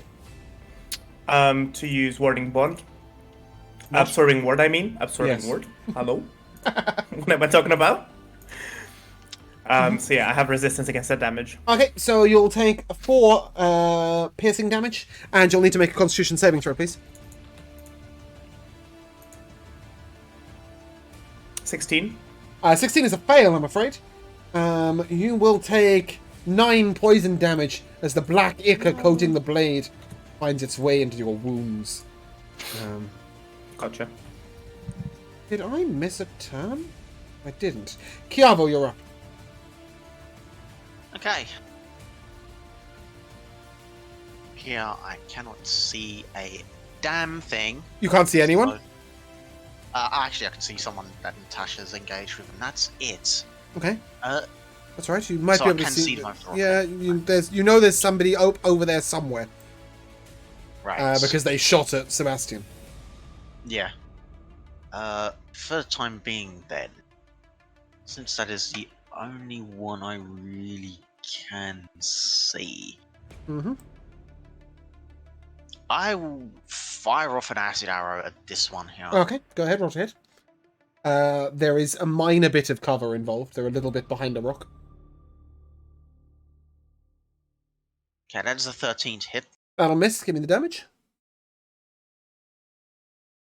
Okay, that is half as much the initial damage, so I will roll the damage and then we'll just halve it. What? 6. 5, Jamal? It said 6 on Okay, so D&D when you Beyond. click the... okay. When you're rolling damages, roll 20 does the math. So you have the first hit and the second hit, you see? Yeah, but... Okay. Makes roll sense? 20, I clicked it just for the roll 20 and it rolled a 12 and I'm not sure. So 12 would be the initial damage, Yeah. and 5 would be the damage if you missed. Right, okay, yeah. Okay, cool. Marvellous. Any bonus action?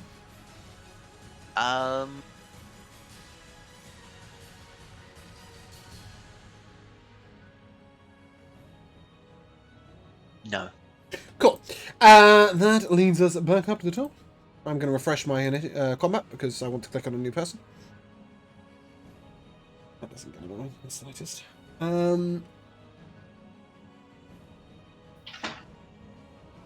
Okay. Natasha, that is a 21 to hit you with a ball of magical light that glows green, blue, red, yellow, orange as it comes towards you. That hits. Okay. Which direction? Up and right. Gotcha. Can you not see that character? I can, but I'm trying not to. Oh yeah, no. You're meant to be able to see that character. If you can see them, they can see you. Okay. Oh, I see, Joe. That makes a lot of sense. Thank you. And that will deal 22 thunder damage. That's a lot of damage. It's a chromatic orb. That is a lot of damage. Okay. Natasha's bleeding profoundly. Cool. May she rest in pieces. And a mage makes his way up to here. You see him sword in one hand and holding a spell in the other hand, like he's already casting.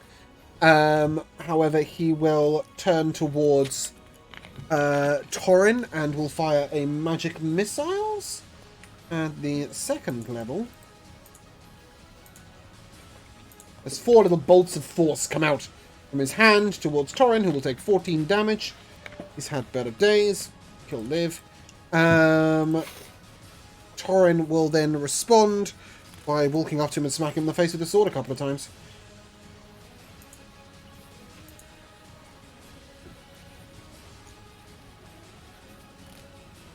The 21. The 16 will be shielded, but the 21 will hit.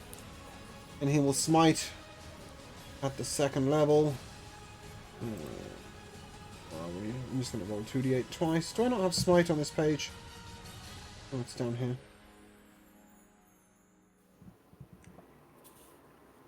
Oh, we love that for him. Okay, that's 6 damage twice. 16...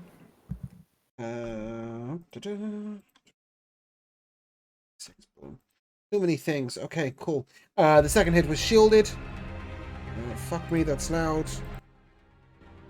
Okay. Hennick. I'm just going to refresh my combat. Honestly, that's exactly what I wanted to do.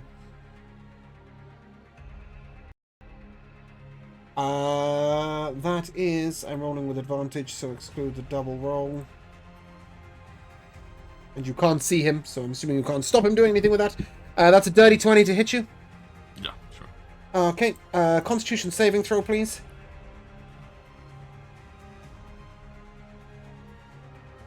It's 19. Okay, the poison does not affect you, but you will take 14 piercing damage as he sneaks up, stabs you, and you hear a whisper of wind as he moves away. Natasha, you're up. Am I allowed to use Wild Shape or any of my constellations yet? You can use your constellations. I don't... We'll talk about Wild Shape out of session. I'm not sure that anything in Natasha's experience right now is going to let her turn into a pony. But the constellation effects, yes. Okay, I'm going to... You guys see Natasha's arms begin to glow, and several stars begin to, like, wrap around them, and I'm going to use the Chalice constellation to boost up my healing. And I'm going to use healing word on myself. You can't do that. They are both bonus actions. Oh yeah, they are. You have Cure Wounds, though. I'm going to use a Cure Wounds on myself. Where is your I'm extra, casting this at 3rd level. where is your extra healing going? Your Chalice healing. It's a D6, I believe, plus your Wisdom modifier.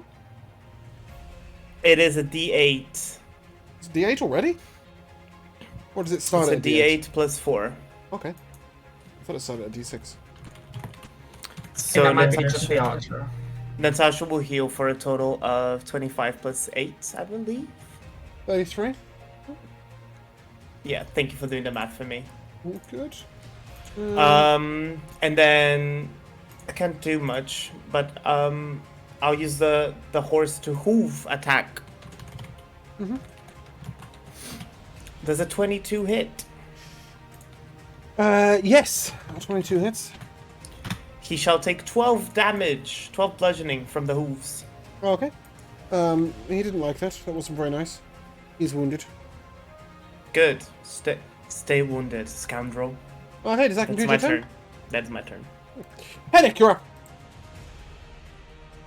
Yeah, I've been looking. I don't think there's anything I can do to really help myself find this guy, so I'm going to. I will say that from your angle, if you can see the person that Torin is hitting, you work out that they are the thing that is keeping the guy invisible. You can see he's got like a spell that he's concentrating on with his left hand. I see. Alright, well. What I wanted to do, and I don't know where he is, so there's no reason I wouldn't still try to do this. I think, if I treat it as difficult terrain, can I clamber one square up onto the rocks? Oh yeah, 100%. So I got like 5, 10, 15, and then 20, 25 to get up on there. Yep. And then I shall. Those are wrong actions. I see the problem. Okay, cool. Sorry. For myself. No, Carry it's on. alright. It's alright. Very much okay. Oh shit. What was the bonus thing? I just realised I had Bardic Inspiration on Torin and completely forgot. Sorry. Well, you've still got it. For That's the future. fine. That is not bonus. How's Natasha? You healed yourself a lot. You look okay. She looks good. Okay. Starry, but good. Sure. Well, then I am going to. Well,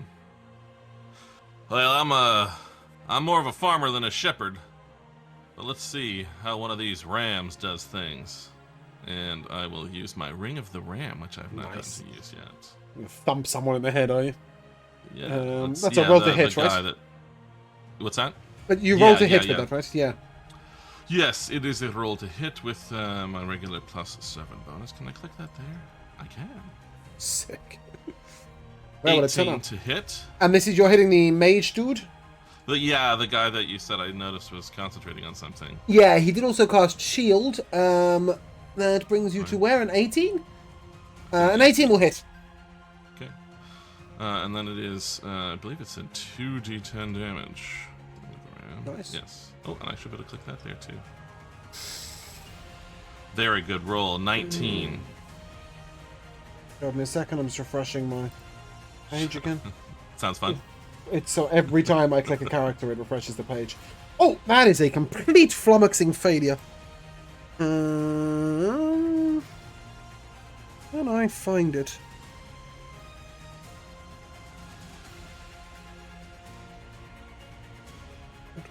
There you go. An assassin pops into view behind you as he loses concentration on the spell that was in his left hand. Oh, that's exciting.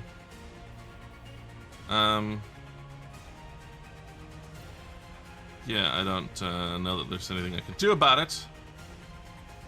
So, yeah, I will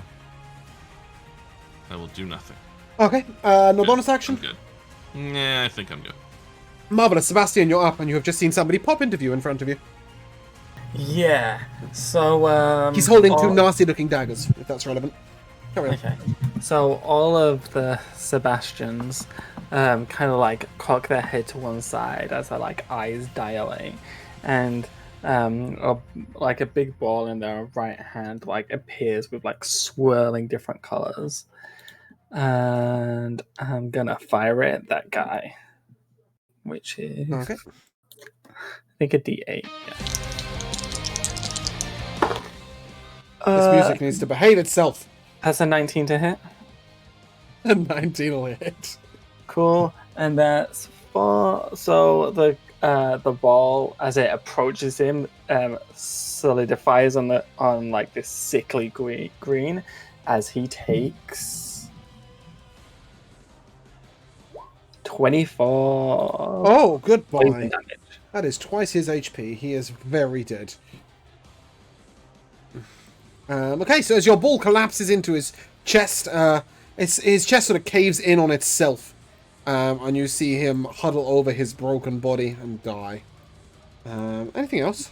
Yeah, I'll go 5, 10, 15, 20 here. And then that's it. Okay. That leads us to our friend next to Natasha. Let's refresh the page. I have also turned all the music down, so it's not going to deafen us next time it comes off. Just because I really like doing 3,000 things in combat. That is a 24 to hit you, Natasha.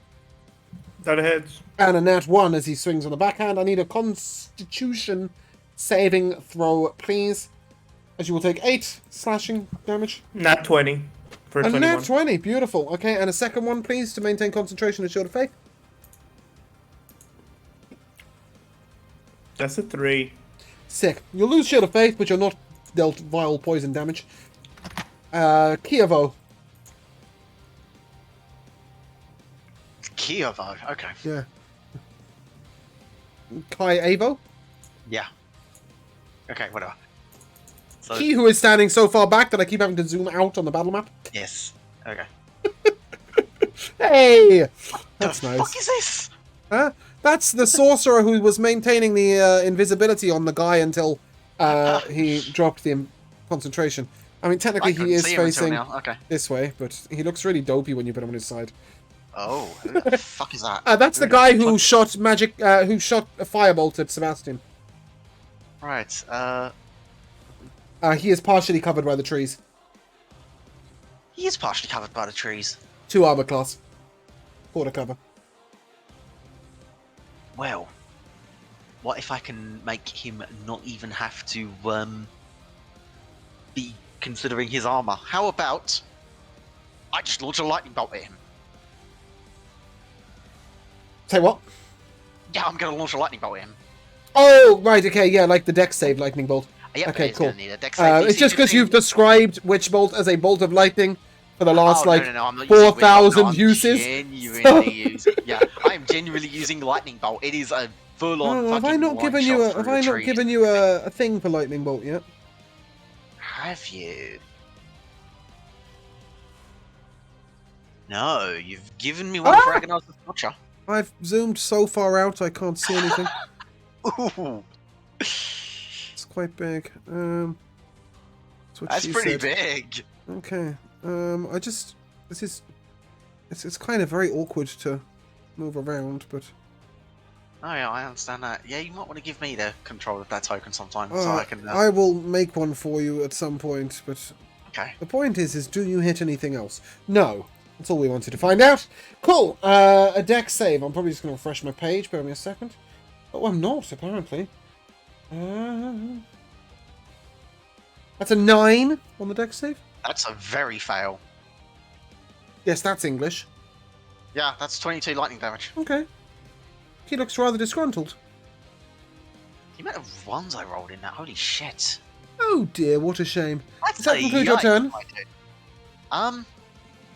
Yeah, that actually, I think that does conclude my turn for now, yeah. Okay, he doesn't love you. Oh, I bet. Oh, No a one 14 does. to hit you? Yeah, A swirling ball of mystical coloured light comes towards you. you know what? I'm going to say, no thank you and shield that one. I won't. Okay, cool. Your shield comes up and Counter what's spell chromatic it. orb.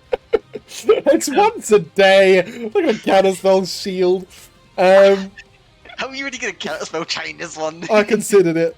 However, our friend here at over here begins to launch into a new type of casting. Oh. What the fuck? Oh, why does it not?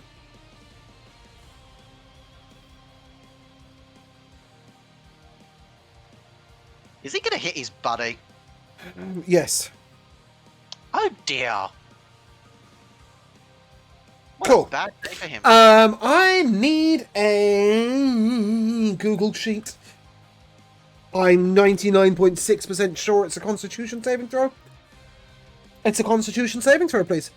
As he casts this, Sebastian's gonna reach out his hand to try and like get a hold of the magic that he's like unleashing. I'm gonna try and counterspell it. Okay, I need intelligence check, please.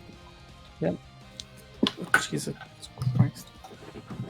Not very bright. He's rolling his dice off the desk. Ooh, nice. 22. 22. Yes, he's not casting at the 13th level. He'll be all right. It is 10 plus the spell, right? Kind of spell is 10 Yeah. plus the spell. The CC equals 10 plus the spell's level. Yeah. Yeah, cool. This Thank big you, I had no huge reaction. thing disappears.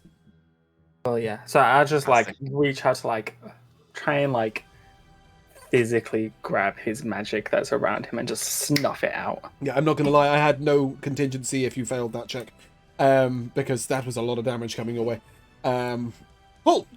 So use prevent him. Use prevent him from doing his thing. I also has wares if you'd like. It does use. Fantastic.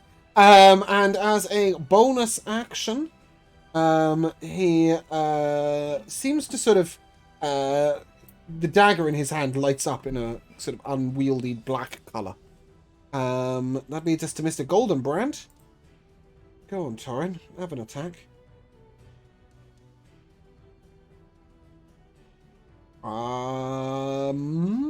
D8, right? D8. 17. Oh. And a 12. Okay, well, I can't use the Bardic Inspiration twice, but one of those will hit. Dealing minimum damage, of course. Plus...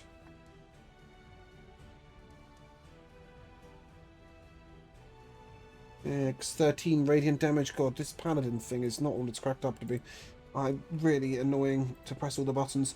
13, 21 damage.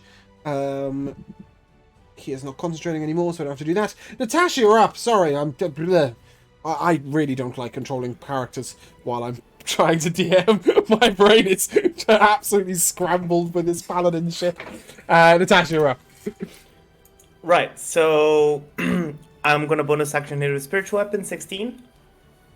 On the guy right in front of you with the red dot on it that is Yes. wounded? Yes, a 16 will hit. Ooh. So he'll be taking 8 damage from the Spiritual Weapon. Okay, he doesn't like that. It hurts. And then for my action, I am going to shield myself with Acidic Ward. Okay, cool. So whenever a creature attacks me, they must take 1d4 damage. Yep. Mr. Littlefield, you're up. So it's 2d4. Oh, yeah, 2d4. Cool. Mr. Littlefield. Well, I don't think we want any of that magic bursting out again. Why don't I mean, nice work, Sebastian, but let's see if we can cut it off before it starts. He is now I wounded, shall- sorry. I should mention that. Ah. Alright. Well, nevertheless, I shall attempt to cast Hold Person on him Ooh. to paralyze Does him. that stop him from... Yeah, I suppose that would stop him casting spells, really, wouldn't it? Paralysis. I think if he's Um, paralyzed, then... I think that's the one I'm going to use my once a day on. Is that at the 3rd level or below? Yeah. He will Second counterspell that. I see. Sorry. That's, No, that's all right. that seems like the best use of the one counterspell I've got. Yeah, sure. Hold on, actually, sorry. I'm just gonna... You can see him, right, from where you are? Mm-hmm. Yeah, okay, cool. Because he needs to be able to see you. But I suppose that wouldn't have worked if you couldn't see him, right? Yeah, no, Yeah, he can, cool. we can see each other. And Lovely. he can see me wondering what to do now. Yeah. Sorry. Because I was all prepared to fix his successful save with Sulfury Barbs. I was like, that doesn't do any good now. Yeah. So I shall do almost nothing, I imagine. Yeah, I'll just be like, well, if I can't get him, you're going to have to keep at him, Torin, and give him another part against me. I see you, Jamal. We're not doing that. Couldn't Chiavo counterspell? We're not his doing that counterspell? game. Sebastian, you're up. That's what I was measuring. I was like, is he far? Oh, it was you. I thought it was Kiara Yeah, measuring it. Okay, I'm not wasting another 3rd level spell. I've only got one slot left. So instead, I shall put my fate. I shall put his fate to the fate of the weave. That sentence made sense in my head. I got what you meant. You're casting Ataxia on him. I am. I guess to get. And what happens when Sebastian casts Ataxia? I believe it's been a while. We may have forgotten. Well, the same kind of thing that happens to his other spells, except so his eyes dilate, which is normal for his other spells, but he also all three Sebastian's body lifts slightly off the ground as he's kind of possessed in this moment, and he shall cast Viable. Chromatic Orb, Great. which is how many? It will 3d8 if you're casting at the first level, I believe. 3d8. And you'll be doing thunder damage according to my dice. Nice. So just a ball of vicious sound hurls towards him. That's 15 thunder damage. I needed to hit roll, Josh. Oh yeah, that would help. Yeah, it doesn't just auto hit because you got lucky and cast Chromatic Orb. That's a 22. Okay, yes, that'll hit. 15 thunder damage, you say? Yes. Ooh, he does not like that in the slightest. His hair is singed. He's It's still just just a ball wounded. of wailing screams. Yep. That sounds horrific. Does that conclude your turn? Please don't forget that Ataxia was changed to be an abjuration spell, yes? That helps you. I've got my arcane ward back up anyways because of that's counter spells. Yeah, that's fine. I'll refresh my page. I believe it's this dude's turn. He's really struggling to make his way through Natasha's defenses. He will swing once for a 24. And That once hits. for a... Ooh, for a 25. I'm surprised he's actually attacking me. You're right in front of him, and he but can't he's gonna really do take- much else. It's gonna take acid. Oh, you have damage an from each of acid his- ward up, don't you? Yeah, he's literally covering himself in acid with the attack. I'd forgotten that. He's going to provoke an opportunity attack and move away to attack Torin. That makes a lot Which I more will sense. take.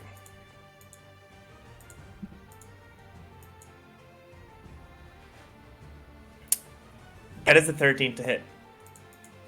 13 will miss. Can the horse spank him with the hoofs? No. That's sad. No horsey reaction, bollocks. That's 9. Oh, I can't even see it either. 1 sneak attack, 2 daggers. I hate my life. Constitution saving throw from Torin twice.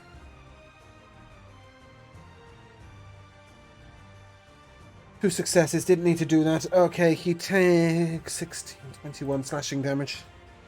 Oh, I've got to apply that as well. Okay, cool. He is wounded. No, Torin is wounded, never mind. Kiano, you're up! Stop! I'm attacking myself, it's ridiculous. It's like playing a simulation game. Yep. You know what? This is a perfect opportunity. Oh yeah, have you got a second slot? Oh.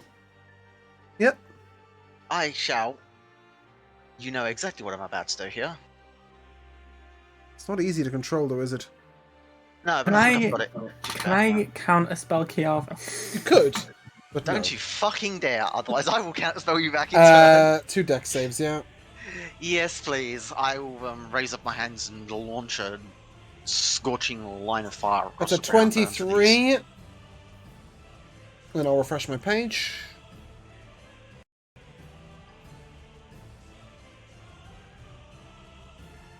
A 23 and an 18. Wow, that's very nice. It's 2 saves. But they still take... Well, it's... Wow, okay, that's not a very good roll, is it? Holy shit. Hold on a second. I'm trying to read, but my page keeps refreshing. That rolled a 9. Sorry, I just want to click on the fucking character. It's doing my fucking head in. Kiavo, the damaging below average for today. Okay. Oh, well. Get this off the screen for me. The guy at the front takes half damage. The guy at the back seems to take no damage. Oh, very well. As he uses his roguelike reflexes to dodge away. The wizard? That's what I Is said. this roguelike? That's what I said. Whoever said he was a wizard. Well, the spellcaster. But interesting. Okay, well, that's me. Okay, How well, I didn't get the damage. 9, Oh, sorry, that was, yeah. 9. Okay, halved to 4. He loves that. Fucking terrible. Okay, however, he is severely wounded because of that. Hey. That leads us to our guy out here.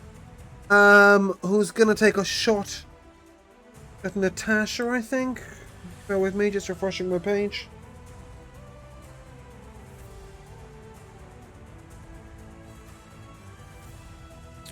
Actually, he's gonna step up to here. And I need Natasha and Chiavo to make a con save, please. And Natasha, it is a 8 to hit you, which will miss, I'm assuming. Yeah. Okay, con save, please, Chiavo. Oh, you made it, 13, yeah? 13. That is a fail. So okay. both of you will take 3 force damage. As in his casting, a blast of arcane energy shoots out from inside his chest. That concludes his turn. Oh, what the fuck is that? I don't even know what that does.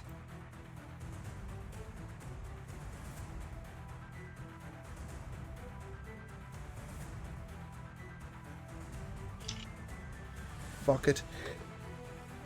Just Googling, bear with me. That don't look too good. It doesn't look too good, does it? I need a dex save from Natasha, Hennick, Torin, and Chiavo. Bear with me a second though, because I think.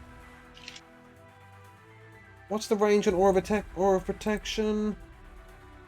Oh, I don't Paladin. 10 feet.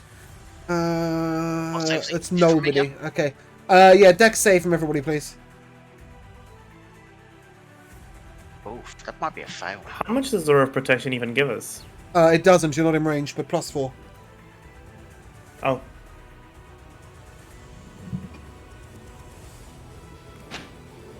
It's a lousy 10 from me. Okay. If you got below a 14, you will take 24 damage, specifically 8 bludgeoning and 16 cold. If you got above a 14, you will take half of that, which amounts to 12 damage overall. I don't think anybody's resistant to cold, so yeah. Damn, that kind of hurts. That is an instantaneous effect that immediately ends, correct? And for the next round, it'll be difficult terrain, so we will leave it on the map. Okay, cool. That leads us to Torin, who didn't like that and will swing at a bitch. Dirty 20. And a 10. The 20 will hit. I rolled to hit again. Please, someone help me. I need a 3d8. 12, 24 damage. Okay, well, it's no longer difficult terrain, and that bitch is dead. That's what we like to see. Good job, Torin. Well done. Natasha, you're up. I am going to use a bonus action to cast Healing Word on myself at 3rd level. Mm-hmm. So that's 15 plus... Are you applying the chalice healing to yourself or to Hennick? I don't think I can apply it to somebody else. You can apply it to anybody you like. Oh. I think it's within who 30 else is feet, bloody? right? Hennick's Yeah. basically looking like he might die in a second. Do you have line of sight of Hennick, though? Can you Yes. see him? Yeah, cool. I didn't realize Hennick was that bad. Because then I will rework my turn a little bit. So 5, 10, 15, 20, 25. Can I reach him?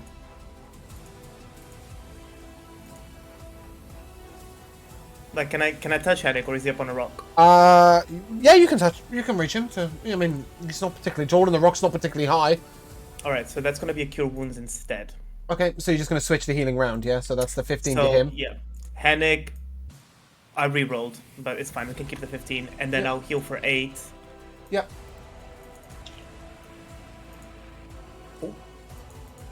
Wait, what did I get? You got 22. Damn. And then I'm gonna use my spiritual weapon to bonus action strike. I'm so lost. So I'll redo my turn. I move to Hennick, use my action to cast Cure Wounds on him, and I'm gonna use my bonus action to strike with a spiritual weapon. Okay. And the There's a chalice 17 healing hit. went to you. The chalice healing went to me, which was 8 hit points. 17 hits. Go ahead and give me damage. No worries. Is my whole turn clear, by the way? Yeah, I've got it now. It's just we started the whole turn with I'm going to use my bonus action. So Yeah, I didn't realize Hennick was that bad, because I don't want Hennick to die. So I hit him for 11 damage, Okay. and I'll end my turn He there. will take his revenge shortly. Hennick. No. If you can heal me, because I'm also really bad. No, you'll be fine. You're dead on my screen. by the way. Got 8 HP. You'll be dead. I You're dead can on my screen. potentially. I can't remember if you allow multiple spells What do you mean? with the whole like bonus. If you action cast a spells and spell of 3rd level or above as an action, you may cast a bonus action of 1st or 2nd level. stuff. See. Bonus action spell. So a spell that actually says bonus action on it. You can cast a level 1 healing wounds and a level 3 spell, but you can't cast a level 2 action spell on a level 1 healing wound. But I can do a 3rd level shatter and a 2nd level. Oh, healing 100%, word. yeah. Awesome. That's what I shall do. Does shatter hit them both? I believe it does, It right? should be. It's a 10-foot radius. Where's my little thingy? I do have a You have one? thing Fantastic. for that. Obviously don't want to hit Torrent. Yeah, great, but it cool, should be that's okay. fine. So that's 2 con saves. That'll take me about 10 minutes, so bear with me. 3rd level. DC 15. Yeah, just gonna refresh the page a few times. Damage Con one. save is a 21. Yeah. A 21 and a 16. Yeah, they both save, so it's only 7 lousy damage to each of them. Okay, 7 is enough to kill our friend off. The other one looks injured. And then I shall... 2nd level healing word, Natasha. Cool. Thank you, Natasha. I've learned a little bit from you. Give you a little back. Basti 11. says. Basti said. it's your- 11 HP. To Natasha. you. And I think also I will get down behind the rock Yep, to where I can't. I mean, that person can run to somewhere and see me, obviously. but it's fine. Right now you're in full cover. Yeah. Cool. That's me. Sebastian. Hello. Sorry, I was teaching. That's right. I shall 5, 10, 15, 20. And I will ataxia this guy. Okay, go ahead. As all 4 Sebastians become possessed by the wheel. By the... Not wheel, by the weave. Weave possession. That's 13... Guiding Bolt. Guiding bolt, nice. Roll to hit. Okay. That's a 19. A 19 will hit. Go ahead and give me damage. 46. 46. 46 radiant damage. Nice. 14 radiant, right? Ready? You sure? 100%? What? The creature is brought to its knees with damage. I like to bonus action cast Ataxia again. Does that conclude your turn? Yeah, that concludes. Kayavo. There's a creature within 5 feet of you that is lit up with radiant light that looks like it might die anytime soon. I'm going to guarantee its death then. Okay. Are you? Can you do that? Melf's acid arrow, it just gives Oh, yeah. guaranteed Okay, to do cool. the damage. Fantastic. Your acid arrow hits, and you lay will the melt. creature down upon the ground in death. However, once the combat is over, you will notice that the sorcerer, his hand is still glowing even though he is dead. His hand is still glowing. Mm-hmm. Can I feel like it's a risk to investigate further, but I kind of want to. No. Go make an Arcana check, even from a distance, as you see it. Sure. That's a 17. Okay, he holds something in his hand that is glowing. It looks like he didn't quite manage to use it in time. It looks like a teleportation device of some sort. You know that to touch it would possibly be transporting you into a realm of places you don't want to be. Sebastian, stay well away. I'm not retrieving you from wherever you end up. I'm not sure if this is going to work. Okay. Can I attempt to dispel whatever's going on with that fucking... Does dispel magic work like counterspell? Choose one creature, object, or magical effect within range. Can you Any- click the display to VTT button for Sure. me, please? There Thank we go. you. Yeah, I need a intelligence check, please. Sure thing. That is a 16. That's a fail, I'm afraid. Oh, okay, that's some I think. It's higher than a level 6 spell. Teleport is a 7th level spell. Yes. Ah, shit. Sorry. Can't we just place it in a bag and not worry about it for now? We You have can. places I to mean, be. Chiavo, you'd also know that just sort of kicking it over will move it out of his hand at least. After which, you will see that it goes inert upon the ground. Chiavo, you are able to ascertain that it's got a command word of some sort. Now that it's not in his hand, you know that you can pick it up, move it around. It's not going to teleport you. You put it in a bag, it won't teleport you even if you say the word by accident. But it teleports to a very specific place. Yes, you also know that to work out where it teleports to would require very high level magic. So I would maybe we like. could get this appraised by someone. But go ahead, Sebastian. I'd like to walk up to the body, and kind of rummage through their pockets to see if they've written the activation word down on a note, so they don't forget. They haven't written the activation word on a note. However, if you'd give me an investigation check, please.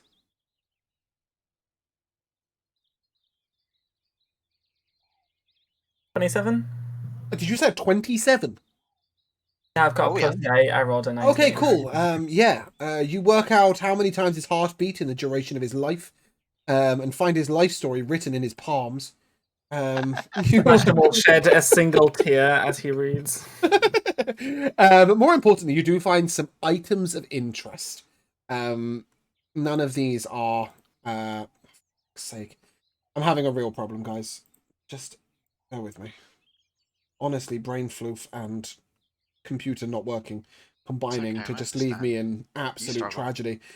Every time I click inventory on someone's page, it refreshes. Yeah, I know, you struggle. It's fine. I understand. I'm gonna kill someone. Okay. Inside, on his hand, you find 2 magical rings. One is a ring of shielding. A It ring of casts shielding. shield once per short rest. Okay, that's fascinating. And a ring of mind shielding. Very confusing, that. They're on 2 separate hands. I grab it and look at Sebastian. I'm sorry, did you Which want this one? ring? Which one, Natasha? Oh, I'm not even going to let you take it off the guy's Okay. hand. We'll assume that Sebastian took the rings off and has kindly explained what they are. You guys can argue over loot outside of session. Well, I wanted to do it for a roleplay moment, but that's fine. Oh, well, which one were you trying to get, Natasha?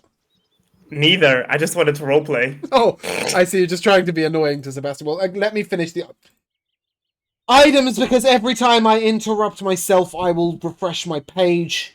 You're on the mind shielding ring. Please, just loot outside of this moment. I'm really, really going to kill someone in a second.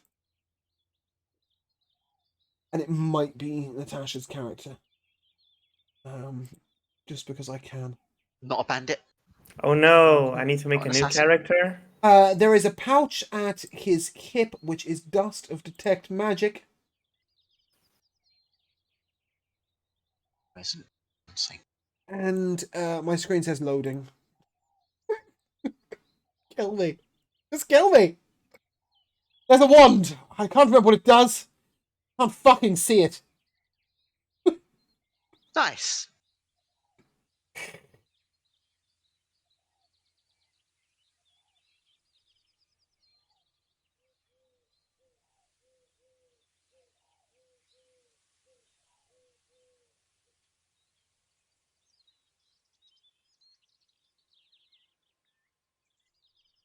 I'm gonna cry. Is that okay?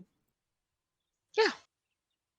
There's a wand. It does something. I know it holds things in place occasionally, or stops things from getting away. It also gives you advantage on something to escape grappling or something. I don't know. It's blue. If anybody finds it, let me know. I can't get to it. Every time I click see more, it just refreshes my page. Yeah, that's there. And more importantly, much more importantly, Hannek.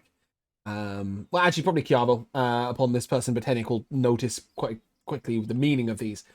There are countless messages, notes, letters. All of them seem fairly official.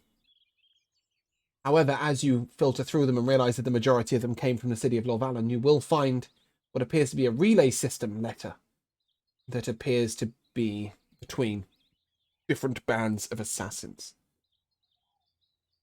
There were more. Heading up through the Yurak state, if you guys wanted to head to the Yurak state, this road is going to be lined with assassins from what you can see. So, returning us to the map. I'm just going to draw a little picture for you guys, because I'm listening. Okay. You are currently where the donkey is, and the path to the Yurak state leads alongside the river like this, and across a bridge, and into the city, okay? That is also the same path that makes it to the border, where there is an outpost here. You guys are seeing the same thing as me, right? Yes. Okay, great. Yes. And the road into Safeton. Okay. I know I've Okay. chosen a really weird color because it looks like water, but get over it. It's perfect. Can I change the color once I can? Great. You can. That's even better. Yeah. So you know that those things are things. Please stop offering me to pan view so I can change my colors. Those are the roads that lead up. Now, at this point, obviously, you could choose to instead either take the road that leads south, down here, and then cut into Goldenshire and up to Safety. You could, of course, clear out the road, or you can attempt to go cross-country. But those are the only two main trails. Going cross-country would be very difficult for the cart, and will severely delay your journey. Even going south to Goldenshire and up to Safeton, if you don't take a boat, will delay your journey by sort of an extra 6 or 7 days. You're adding sort of an extra 50 or 60 miles onto the journey. And as you realize this, obviously, you're able to... Yavo's done the reading, told you, you've worked out the connotations between the group. That's the information you've got. Well, I do wonder what has got this group of assassins so all fired, excited about manning this road, but, I mean, if we're going to go out of our way, it would just delay what we're doing and kind of avoid what we're doing. These were not, nothing to laugh at, but I think we can handle ourselves. What does anybody think about this?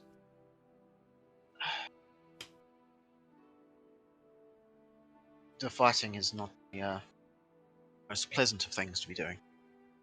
But dealing with these assassins would be doing a lot of help for the realm, no?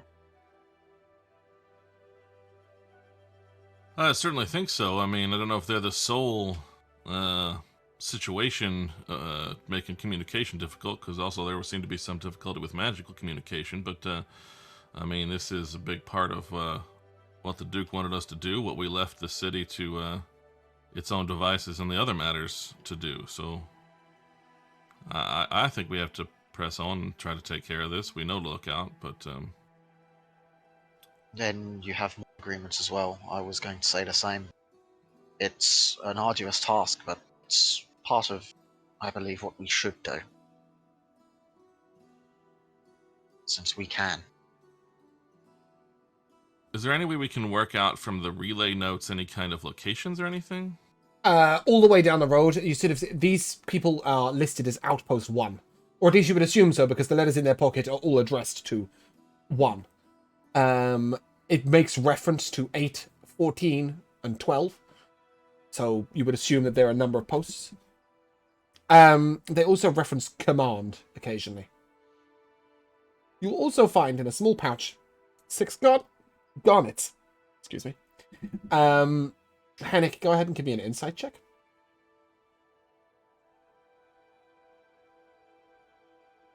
27. When people are paid in gems, it's usually because they don't want the money to be traceable. Make of that what you will. Yeah, well, I wonder if that stone you were talking about there, Kiava, would take us back to this command location, but I don't know if we can handle that sort of thing, and it ain't going to work now anyway. They seem to be very secretive about the whole operation.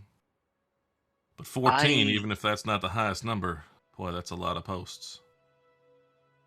I can say with certainty I do not know where this goes, but using it would be a terrible idea. Hennick, can I just confirm from you, how far can Black Radish travel in a day at a regular pace? Is it Whatever 10, the 8 normal miles? 10 miles? rules. I don't know what the rules are for a donkey, do I you? think it's 8 hours a day, 3 miles an hour, or something like that, or whatever the standard PHP stuff is. I can look in a second here. Donkey 5B. There we go. I mean, It comes up as a donkey gets mule, on doesn't speed, it? But, Yeah. well, yeah, I mean, it's just like there are separate, the rules sort of change when you go to all day stuff, at least in terms of the official movement. Here it is. Travel pace, blah, blah, blah, fast or slow. Because I know there's a mounted and unmounted pace, but I don't know if there's anything specific for a donkey. Well, it's annoying. It doesn't really change that much unless you're changing out mounts, right? So if you're doing like a horse relay, then you can go faster. But if you're not, they don't really let you go a whole lot faster. Here we go. Normal speed. Yeah, 24 miles a day. Yeah.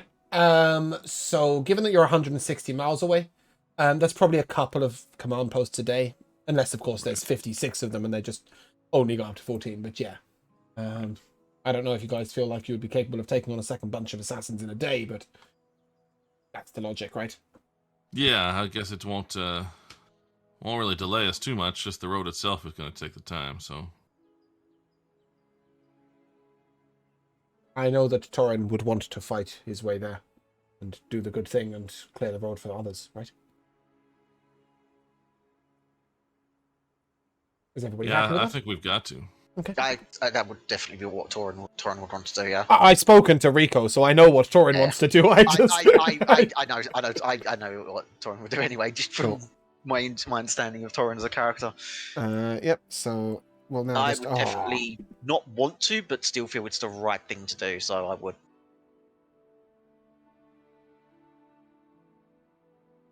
To the left, then. For a second, I'm just going to redraw the single path then that you're likely to follow, and then this goes up this way and in this way, and in a slightly different color. I'll just make a little marker. That's where the outpost is on the border, where you are to requisition the 40 armed guards, right? They didn't give you a name for it. They just told you it's one of the border outposts. So cool.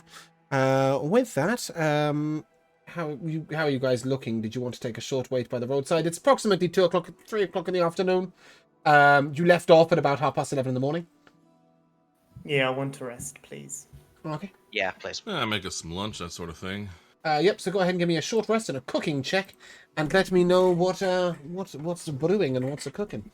On the topic of brewing, can I brew some drinks? I don't know. Can you? Didn't you want to rest? Well, You'll need to take the extra. I mean, obviously, brewing is like it's not a 5-minute job. It's like a few hours, right? So you can brew at the long rest. When you take the long rest, that's probably much more sensible. I kind of wanted to add on to the roleplay thing. And Yeah, you can by all means, brew some things to drink with dinner and stuff. That's with what, lunch. that's what I was trying. 100%. Sorry, I no, I was thought you meant like brewing up a wine, right? No, I mean on the same level, like Hennick cooking, I'll be making like some juices or whatever, just for people to drink. Yep. And what's I it cooking? don't know what happened there because I clicked it once and it rolled twice. Only one of them actually came up, but the first one that showed was a nat 1. And then there was a 15, and that nat 1 is It's not. re-rolled automatically because you're a halfling. You can't roll nat ones. Ah, that's it. Yeah, it does that. It's very clever, actually. You're not allowed to roll nat ones. I'm gonna use my arcane recovery to get back a level 1 spell and a level 2 spell. Okay. You're all rolling hit dice. Is Hennick assisting with resting and telling you a Yes, story I was of going to say that as shit you well. More of a talk over the meal, which, as we've just left town, is all the freshest possible stuff to use it up before it goes bad. So probably not even any meat with this particular meal because that's all preserved. It's going to be fresh fruit and vegetables. Kind of a salad with a maple vinaigrette, Nice. kale and broccolini. I've made this for real. Just yesterday. It's quite good. It does sound good, yeah. Your song of rest is or talk of rest is.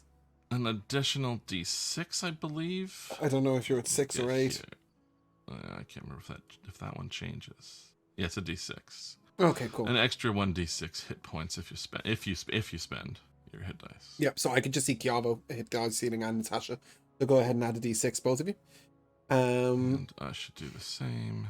And you got a 22 for the cooking check, which means that you may each increase your maximum HP by 8. That will also heal you for 8 points if you didn't. If that makes sense, yeah. That's all it is.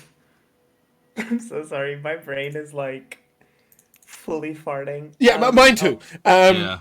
You rested, you used your hit die. They may then roll a single d6 to add to the healing if you need it. And after that, you may adjust your maximum HP with a +8, which should also raise your HP, your current HP, by 8 as well. Before we take the short rest, I want to use my channel divinity to regain some hit points as well. Oh, okay. Yeah. Instead of I'm gonna use all of it, any hit die, because it restores again after I take a short rest. Yeah, but Channel Divinity can only bring you up to half HP.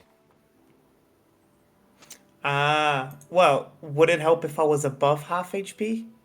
It won't do anything at that point.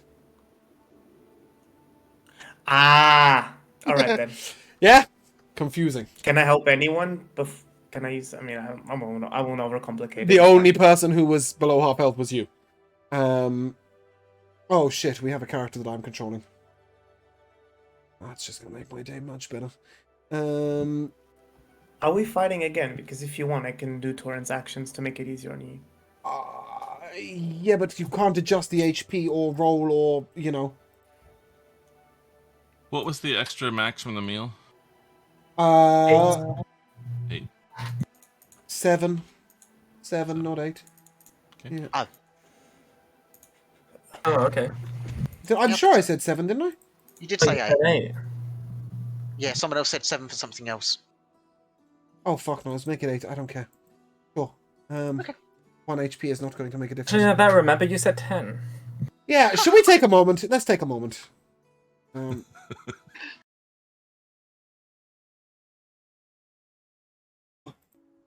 Everything's messy, but I'm here. So, as we are so zoomed out, no one's got any fucking clue where we are, and we're not in Wagos. Brilliant. We were heading along the road to Safeton. After a light lunch, you guys pick up and back on the road and head on down the trail. Can I take, please, a roll of a D100 from Jamal? As he's rolling that, I believe as we set out with a newfound purpose and a nice rest behind us, Hennick will sort of recommit everybody to this and do Inspiring Leader, so you get 10 temp HP. Roll, by the way, was a 43. 43, you say? A 43, you say? Yes, a 43. Over at the side of the road, that's what I'm looking for. Over the side of the road, you see a beautiful stag grazing by the road. Corin takes his bow attempts to bring it down. But unfortunately, it escapes. You are able to continue on down the road a little further before you come into what appears to be a small clearing. Where there is a small clearing on the side of the road, at the edge of the trail. A couple of trees line lurk again, and you see down by the side of the road a strange arcane mark glowing. It's very impossible to miss. It's quite big. In fact, I think if I put you on a trail, a random trail, this is not a trail, but I can give an indication on this trail. Perhaps, maybe, if it's going to let me. Okay, no, it just wants to move around. Hold the phone. I'm getting that. Can you guys see everything on the screen? Yes? Yeah. Right now I can't because it's for some reason fuzzy as all hell. Oh, I don't care about that. My point is it's not dark.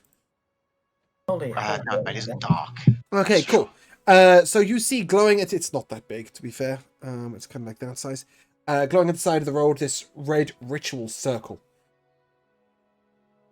Oh dear. And bouncing from different points are different. You can put your token on here if you like, but we're not here. So, Okay. it's just to demonstrate what it looks like. Sebastian, give me an Arcana check. Chiavo, give me a History check. History 17 for me. 18 here. 18. Okay, Yeah. so you've heard of these, this is, Chiavo, you've heard of these sort of, circles before. They're often used to teleport between two specific places, or perhaps also to relay knowledge between two specific places. However, Sebastian, you work out that this ritual circle, although glowing and magical and seemingly active, is missing something. Someone to stand in it? Well, I mean, yes, that is part of the circle, but it's not really big enough to stand in. You could cover it with your foot. I mean, I'm not making it... I only did this to make it big enough. It's actually, like, this size. But, yeah, we're doing it big enough so you can see it. Oh, then in that case, I mean, if I can, I'll just walk over to it, put one of these rocks on top of it, and then just walk back to my horse. Yeah, okay, that's fair enough. It is definitely inert and missing something. And if you added that thing, it will become active. But given the size of it, Henrik, Natasha, Torin, as you look at this, perhaps you might be able to work out what it might be used to teleport, as it's sure as hell not used to teleport people, right? Any ideas, guys? So did it teleport the rock? Oh no. Oh no, the rock covered it, like, completely. I thought that's what you meant. Were you looking for... I did, yeah, but then you talked about it activating it. Oh. No. You work out that something could be added to this to activate it. But yeah, Henrik and Natasha, do either of you have any idea what it might be used to teleport? I mean, perhaps just communications. Whether that's in terms of letters or speaking through it, I don't know the magical stuff that well. Am but a humble farm girl. Nevertheless, you pretty much hit the nail on the head, Henrik. As you look at these scrolls, your Outpost 1, Outpost 2 scrolls, rolled up, one of these scrolls would be pretty much exactly the size of the ritual circle. You think that maybe people are using these to send messages from one place to another. If you guys would like to place your tokens at the bottom left, please. Oh, this... Okay. Why does it keep... off? Thank you. Okay. Yeah, the little marker is down by the side of the road. Just like this. Sebastian, you're just going to cover it with a rock? Is that the plan? You guys Yeah, wish to attempt kind of. anything I else with it? mean, in like half of it is so that I don't have to care about it or like look at it anymore. But then the other half is also Sebastian thinking like, if this is to send messages of importance, then it shouldn't just be out in the open. Yep. Okay. I mean, I imagine anybody who's using these knows where to look for it. Is there any better way of destroying it entirely? Chiavo, you think you could potentially dispel this, but it would be fucking hard work. You'd have to roll for it, basically. However, Sebastian, you get the idea that perhaps just desecrating some of the writing and lines might help? That's not really Sebastian's style. No, but you get the idea Destroy that magical things. that's what would do it. Yeah, I'm not telling anyone that. Okay. Nevertheless, as you guys are looking at this, you hear a shout from the trees. Bear with me a second. As a woman pokes her head around the side of the tree. I think that's... Oh, no. Come on. Down you go, boy. Down you... Oh, boy. Oh, there we go. Yes, a woman pokes her head around the side of the tree. Calling out to you, "Hey! Leave that alone, that's ours!"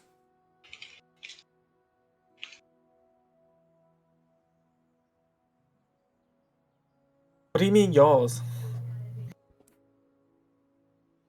I mean that if you value your life, you should move well away. It belongs to us. We use it. I'm gonna go over to it. And we're gonna take the rock off of it. And I'm gonna put it to one side. And then I'm gonna take my claw and gonna scratch on the writing of it. Whilst keeping dead eye contact with her. Oh, I love that. As you look at that, she begins to stride on over a little bit. No, she probably won't get that close. Maybe here. She looks at you and says, "I told you it was not worth your life for that." And then she raises her hand and she puts up a 5 mark and begins to count down with her fingers. You can roll initiative.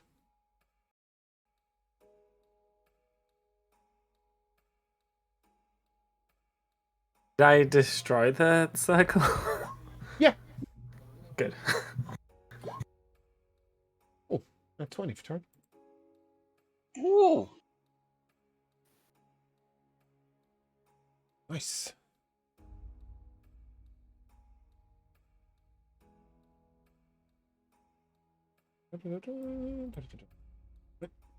Cool. Torin is not having any of this and rides his horse up to her. And as her finger hits one, 2 arrows whistle out of the trees to the north. I did think that chat was going to go on a little longer. Didn't need to cue up music for that, did I? Sebastian started getting mean. She challenged me. Sorry, I was busy trying to figure out how to put the cart token on there, and it was itty bitty tiny, and I was confused, so I wasn't talking like I normally would be. Yeah, 2 arrows whistle out the trees as you see an archer and an archer. Where the fuck are they? There they are. Okay. Oh, we love that. I can't roll off their pages either. Okay. That is a 11 to hit Sebastian and a 22 to hit Sebastian.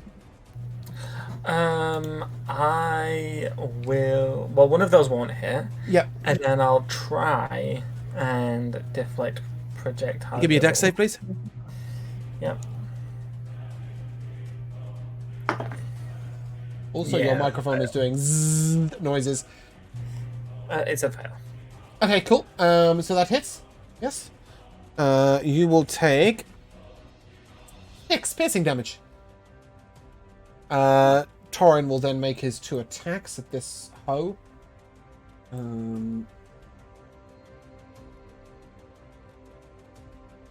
17 and an 80. Both of which will hit. Of that. 1, 2, 39, 22. And a 68. How do I do that? Oh, I'll do a 5d8. Fuck it. 28. I've forgotten what the first numbers were now.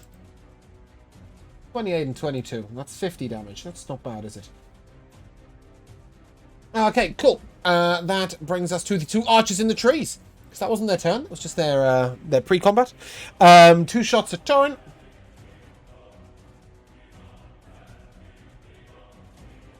I need to press the button twice. That usually helps. That does help, yes. 22 and an 11. One of those will hit. And while we're at it, Natasha, a nat 1 and a 16 to hit you. They both fail. Great. What was it? 5 piercing damage to Torrent. Sebastian, you're up. Okay, dokie. What to do? What to do?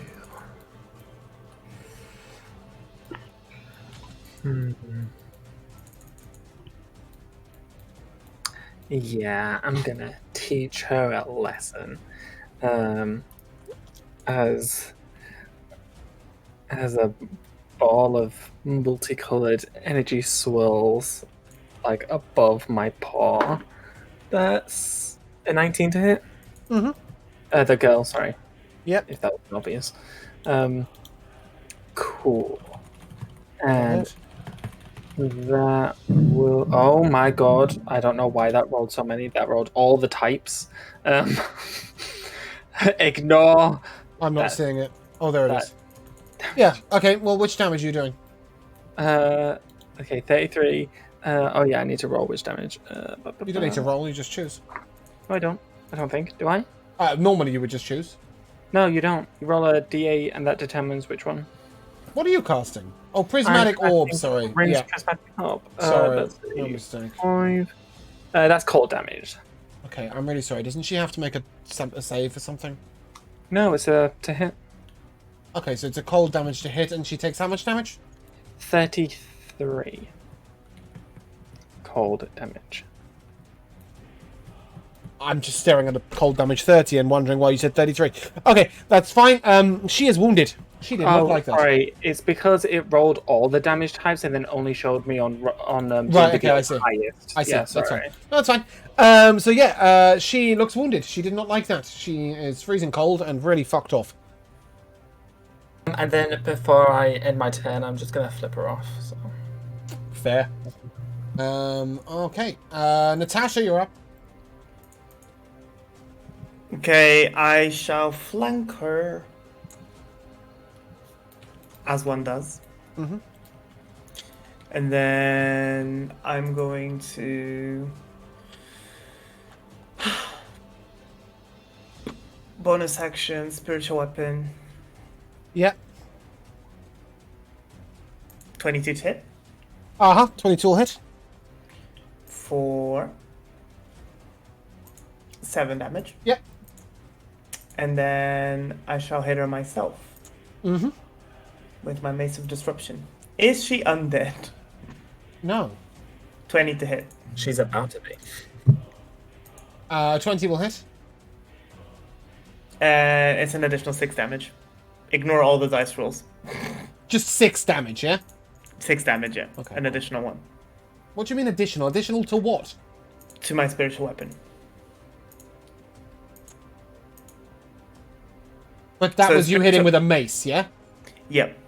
So it's just your mace did 6 damage. Yep. Great. Okay, cool. Sorry. No worries. Fantastic. Does that conclude your turn? Also, where's the Yes. spiritual weapon? Let's put that on the page somewhere. Just to unconfuse me. Yeah, how about that?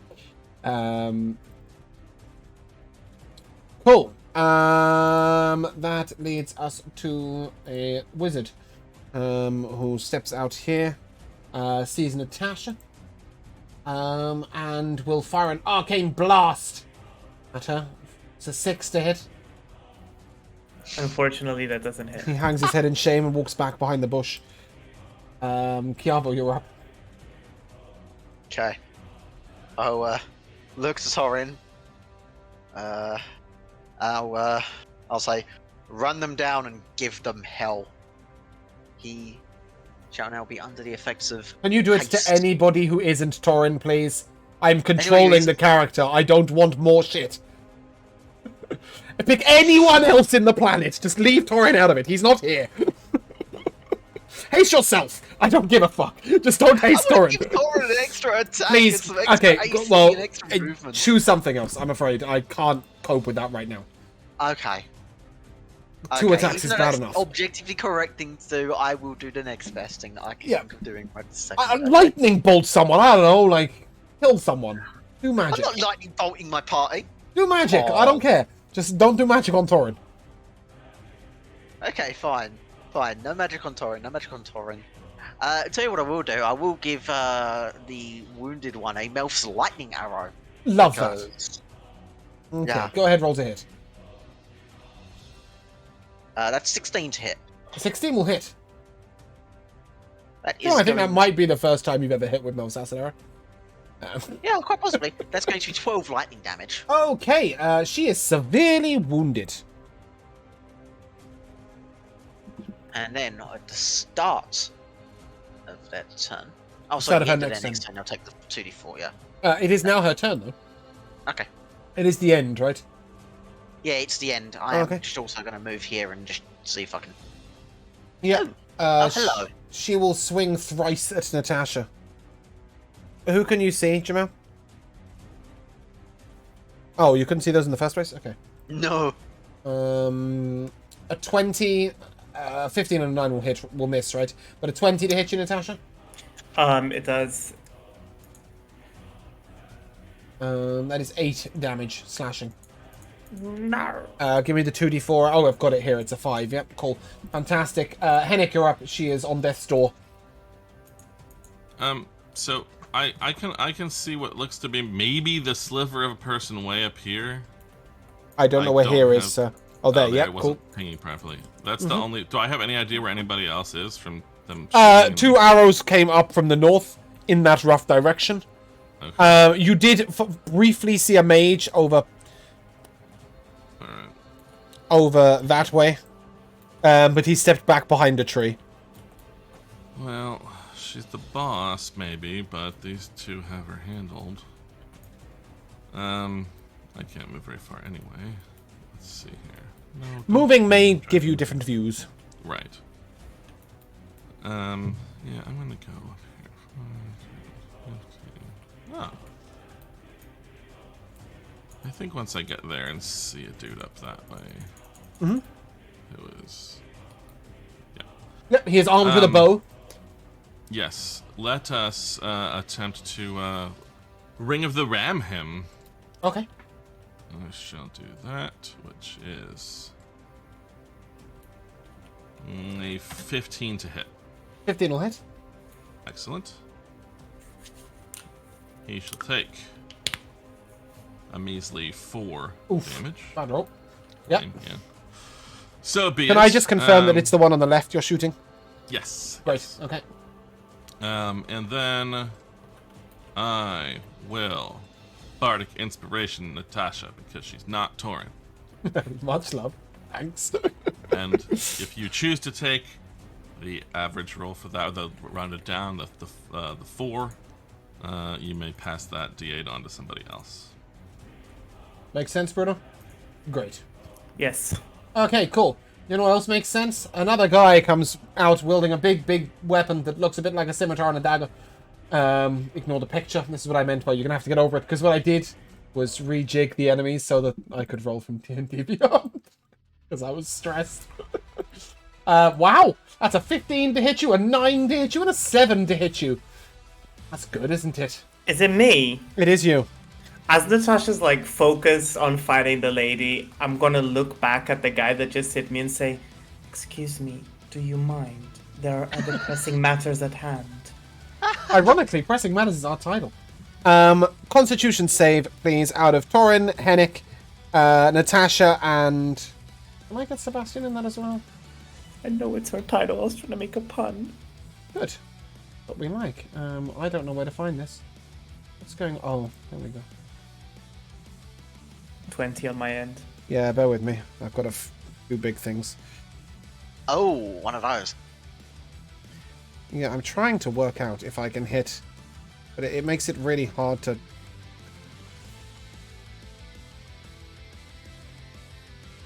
No. Okay, so not Sebastian and not Chiavo? No, I don't think we're going to do it that way. She's not going to hit his own person, is he? You can see that. Yes. Sorry, I'm going to need Chiavo, Sebastian, Torin, and Hennick. Not Natasha. To make a Constitution saving throw, please. 21. Ouch. Yeah, bear with me.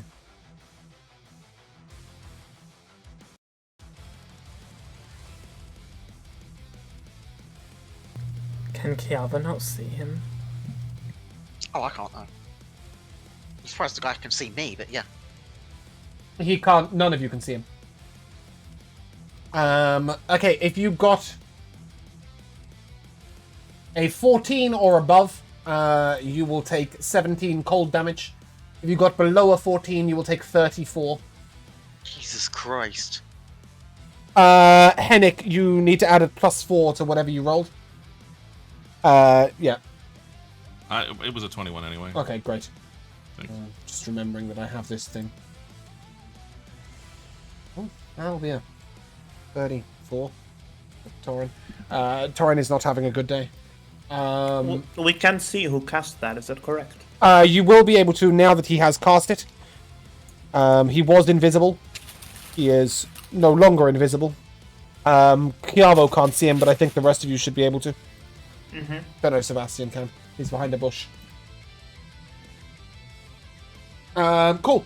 That leads us to Torin, who is severely wounded. He will attempt to dispatch this hoe. That's great. 13 and a 15. That is enough. That will see her dead. And that will end his turn. 2 shots squeal out at Natasha from the guy at the back. An 18 and an 11. Meets it, beats it. The 18 hits. The 18 hits, dealing... I know that says dagger, but we'll take it. 5 damage. And then Hennick, that's a nat 20 and a 14 to hit you. It's not a nat 20. Okay. So as he rolls a Use critical, this that. is this dude here. Okay. But they both hit, unfortunately. Well, it's the nat 20 was the first hit. What happens when he fails the nat 20? Doesn't he have to bow and go prone or something? No, that's the other one, unfortunately. It is, all hit happens is that it is reduced. Where the fuck is this? Blah, blah, blah, blah. Critical hit. Turns it into a normal hit and reduces the damage by my roll of the... Okay. So the damage is 5. I reduce it by 7, so it's down to none. So no damage on the crit. The second one is a 6 to hit you. 6 damage, sorry. Oh, yeah, 6 damage, okay. Yep, and Sebastian, you're up.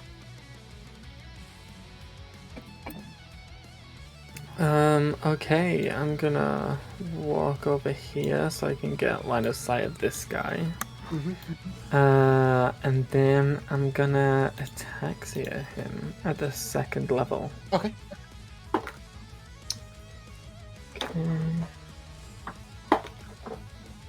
Ooh, okay. That is... where is it? Web. Is that a save? What did you roll?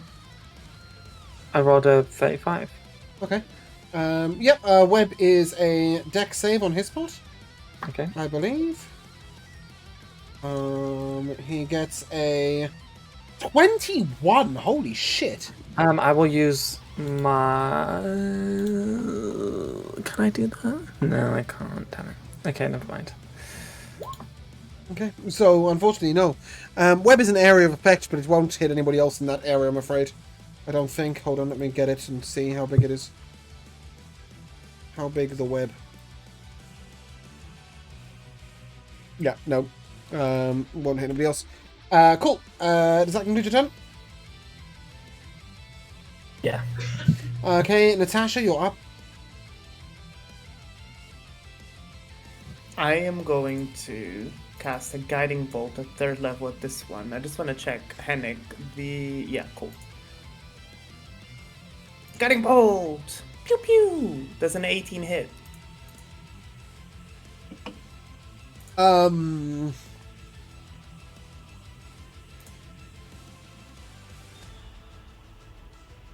Does it? Is a guiding bolt a triggering attack? Fuck it, let's say no. I don't know if I can shield that, I don't care. Go ahead and hit. Give me some damage.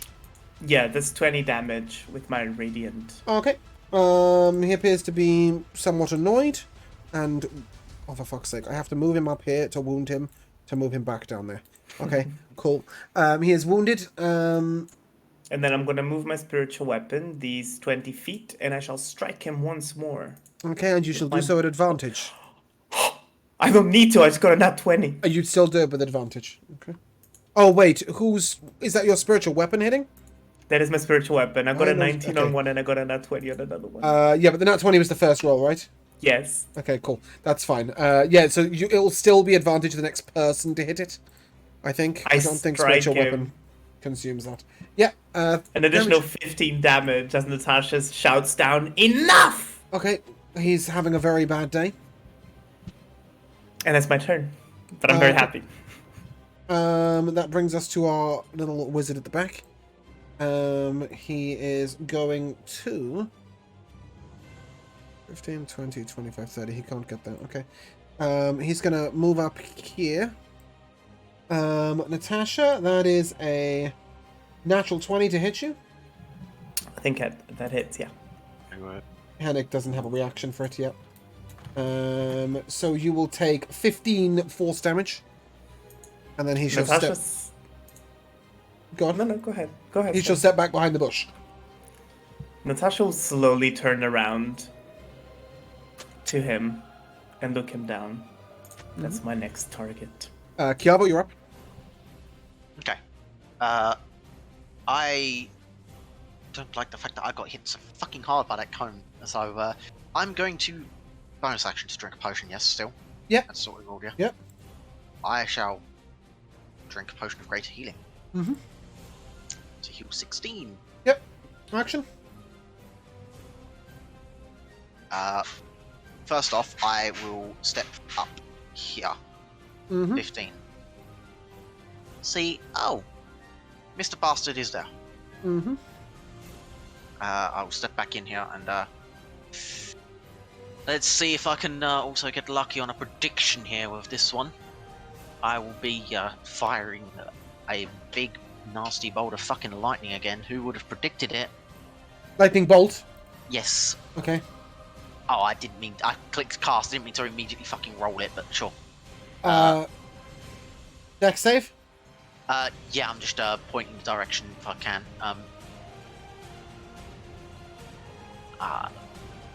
You know what, fuck it, for the time being, I'm gonna see if I can stretch Can you this just one. draw a ruler or something? I don't know. Yeah, I'm seeing if I can stretch this one. Just do a ruler line. Yeah, sure. Ruler line is gonna be... Like, you're firing it Yeah. from there, right? sort of that way.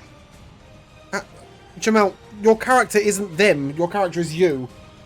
No, it's like that, isn't it? I mean, it goes from there, but yeah. I had to step... Like yeah, that? Yes, like that. Okay, sort of, great. yeah. Thanks. Yep, our little friend will make a dex save too. The damage was?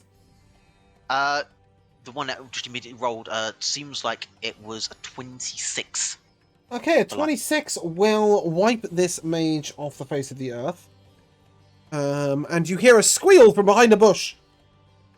Oh, I did hit him. Okay. Yep. He went behind that bush. Okay, he is now... You don't think he's in the fight still. Right, okay. Okay, does that conclude your turn? That will conclude my turn. I've moved a bunch, Okay. taken some shots. Yeah, that's... This gentleman here leans down to a bracelet and says, and you hear this quite clearly, Natasha, "Boss, we're in trouble. I need a deck save from..." This is going to look like a fireball. It's not, I promise. I mean, it kind of is, but it's not. It might be a fireball if I can find it. Where are we?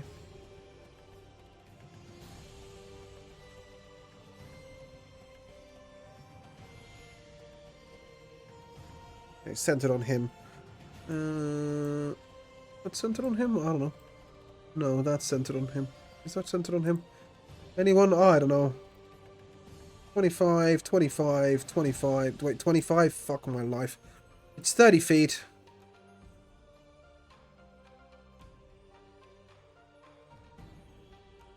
It's close enough to being centered.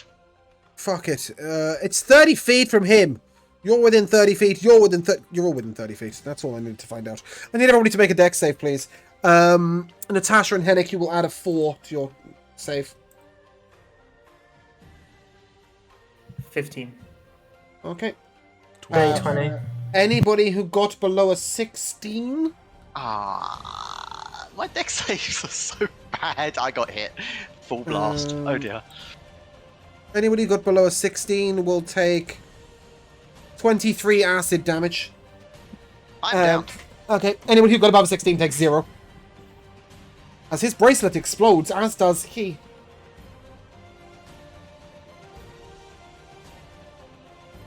Did you say 20 has the damage? 23. Ooh. Wait, no, that's acid damage, isn't it? No, what am I doing? I was on 20 HP, so that's yeah, no, I'm not down. Sorry. Yeah, you're resistant to acid damage, Yeah, right? yeah. Because of Oh, your yeah, black yeah. dragon robes.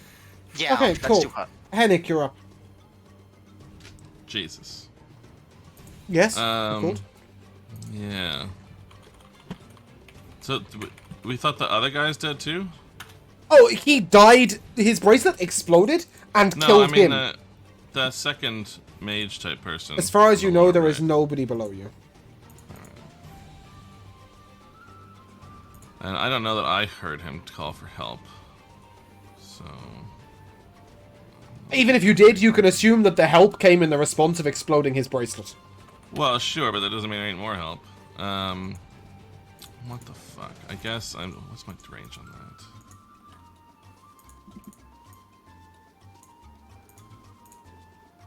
What is the damn range? Yes, okay, because it's done as magic stone, I have 60 foot on throwing rocks, which is what I will do. Cool. Yes, and I'm probably gonna miss, but why in the hell not sharpshooter it? Okay. So, be a 5 lower. 22, so a 17. Oh yeah, that'll hit. Good. Okay, so that's gonna be 18 damage on that guy that I was hitting for up here. Oh, he's dead. Good. I don't like him, and I will go a little bit behind this tree. Okay. And I think that's all that there's for me to do. Oh, Chiavo, you look terrible. I feel rather terrible, yes. Yeah, I shall healing word Chiavo. I'd What levels hugely do I appreciate have it. Thank here? you very much. It's kind of useless at first level. I'll use up my last second level slot on that. Kind of useless anyway, but it's 9 HP to kill it. Right, thank you. It's, Alright. Okay, Torin uses his dash action to get up here. Both of the shots go at him at a disadvantage and they miss. Sebastian, you're up.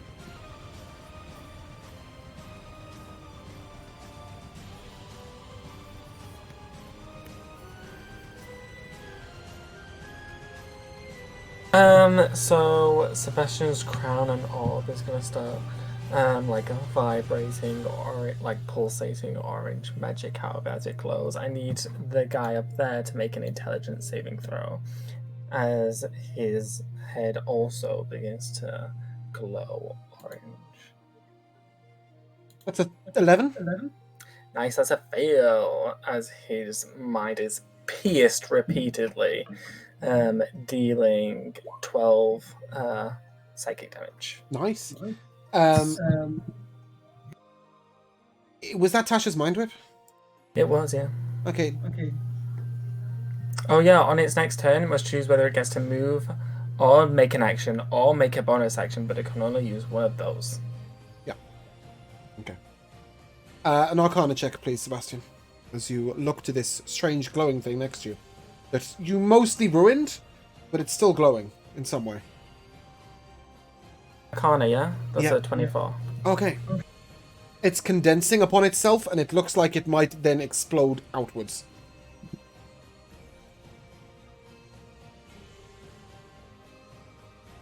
Can I go off map? No, but I'll gladly just do that so you can move the other way, because I can't be bothered to produce more map. 5, 10, 15, 20. Yeah, that's as far as I can get. You telling anyone? I'll just be like, Chiavo, I wouldn't stay there if I were you. Oh, it's too late for Chiavo. Well, I don't know how big the bomb radius is going to be. I'd like to bonus action dash. It's just gonna hit Chiavo. Oh, okay. I can't. It's gonna. It's not gonna hit anyone else. Only Sebastian gets the warning. Holy shit. Okay. Chiavo, deck save, please. Oh, I can't make a fucking deck save. I mean, you can try. No, I can't. Okay. It's 38 fire damage. Yeah, I'm down. Okay. At least you're not dead, right? No, thankfully I'm not. Wait, no, it did my maximum of HP exactly, but it didn't kill me outright. Alright, Because it could has have to done do, like, 48. way over. It could have done 48. That would have killed you. Yeah. Maybe. I don't know. It explodes. Well, you had less than 10 health, right? No, I had 20. Oh, okay. Yeah, thankfully. Um, Thanks to Natasha. Henrik saving my life potentially, very much so. Natasha, you're up. I'm gonna move over to Chiavo and I'm going to slap him. Okay. Slap me. Mm-hmm. Ouch. Aggressive healer. Ah, yes. That's with advantage, right? This is down. Yep. 18 to hit him. Yeah, that'll hit. Chiavo, it is no time for a nap. How much is your healing? Wait, because he's prone, isn't every hit critical or something? That's paralyzed. Oh, I'll paralyze You him get next advantage turn. on attacks on prone people? Melee, yeah. Thankfully so. Hmm. Yeah, so it's gonna be a cure wounds. Okay, cool. Chiavo, you fail 3 death saves and then receive 11 HP. No, I'm kidding. So, Chiavo, you heal for 18. Mhm. Although, do I want to bring you back to max? No, it's fine. It's fine. Meh. Bonus action? No, I'm gonna use. Actually, no. I'm gonna redo this. I'm gonna use my bonus action to wild shape. The healing stays the same, and I'm just gonna take the additional healing to myself. Yeah. So Sasha, no shenanigans. No shenanigans. Okay. I'm just doing it so I can heal myself. Chiavo, as you come up, you hear Torin shouting, "He's got one of these bracelets!" About the guy who's right in front of him. Get the hell away from it, Torin. It's your turn. Not his. Yeah.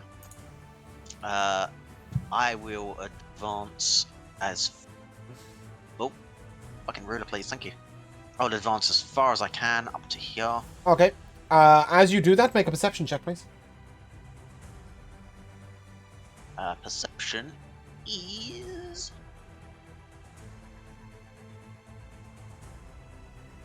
My passive is 12, so no. Not He's good, waving is his it? hands. Maybe he's casting a spell. You don't know. It's your turn. Carry on as you Well, Torin did say he had one of those braces, so Yeah. I very much heard it. So Okay. let's see if I can kill this guy dead as hard as possible. Yeah, let's go for another Milf's lightning arrow because Okay. yeah, we're changing our Those are spell hits. flavors now. Yeah, I mean, 6 levels in 7 months. That's About time you learn how to 19 play your to hit. subclass. A 19 will hit. Oh, it's just Yep. I could do it as I acid, had, but like why not I make had it lightning? told you before. Yeah. But anyway, go on. Give me some damage. Apparently that's a 15, yeah? damage on the first thing. Okay, cool. Hennick, you're up. If you step around that tree, you may also give me a perception check. What, to like here? I'm around the tree. Yeah. We don't care about that tree. Yeah, give me a perception check, please. Perception is 22. You notice that he's trying to get his bracelet off as fast as possible. Right. What is the... and how far away is... I can move closer, obviously, but he's already 45. Let's see here. It's only 30. That was 5, 10... Oh, no. God, I always hate switching back. I forget to switch back from the ruler. 10, 15, 20, 25. And now... should be 30. Now I'm probably putting myself in danger, but I had to get there, and I shall Tasha's hideous laughter him. Be like, Wisdom? now you don't want to keep that fancy jewelry on your wrist there. It looks good on you, my friend.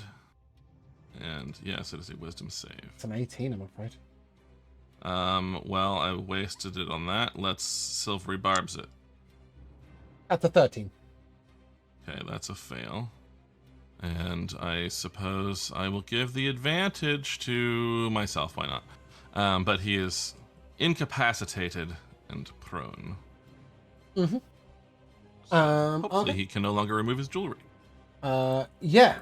He starts to And- laugh hideously, and I will also, as he's incapacitated, shove him 5 feet further away. beautiful. Okay. Strength save, but I probably fails. He it. can't make a strength save or prone Yeah, on the floor. So and at that's all I got. that moment, Torin begins to sprint back this way, and you watch as he laughs maniacally, and then explodes in a big acidic eruption from his wrist. That'll conclude the combat. You do notice that upon one of the people you slayed earlier, the person who you originally thought was the captain, is another one of these bracelets that appears to be intact. Sebastian, as you sort of nudge it with your foot, you realize that it seems to have failed somehow. There's a tiny little acidic explosion on it. It hasn't burst outwards. It doesn't seem like it has anything left in it. I'll take it anyway. Mm-hmm. Cool. And with that, we will end the combat, and I'm afraid we will end the session as well. Where are we? We're down here. Right. So, we come to the timeless tradition of MVPs. Everybody else looks to be writing. Joe!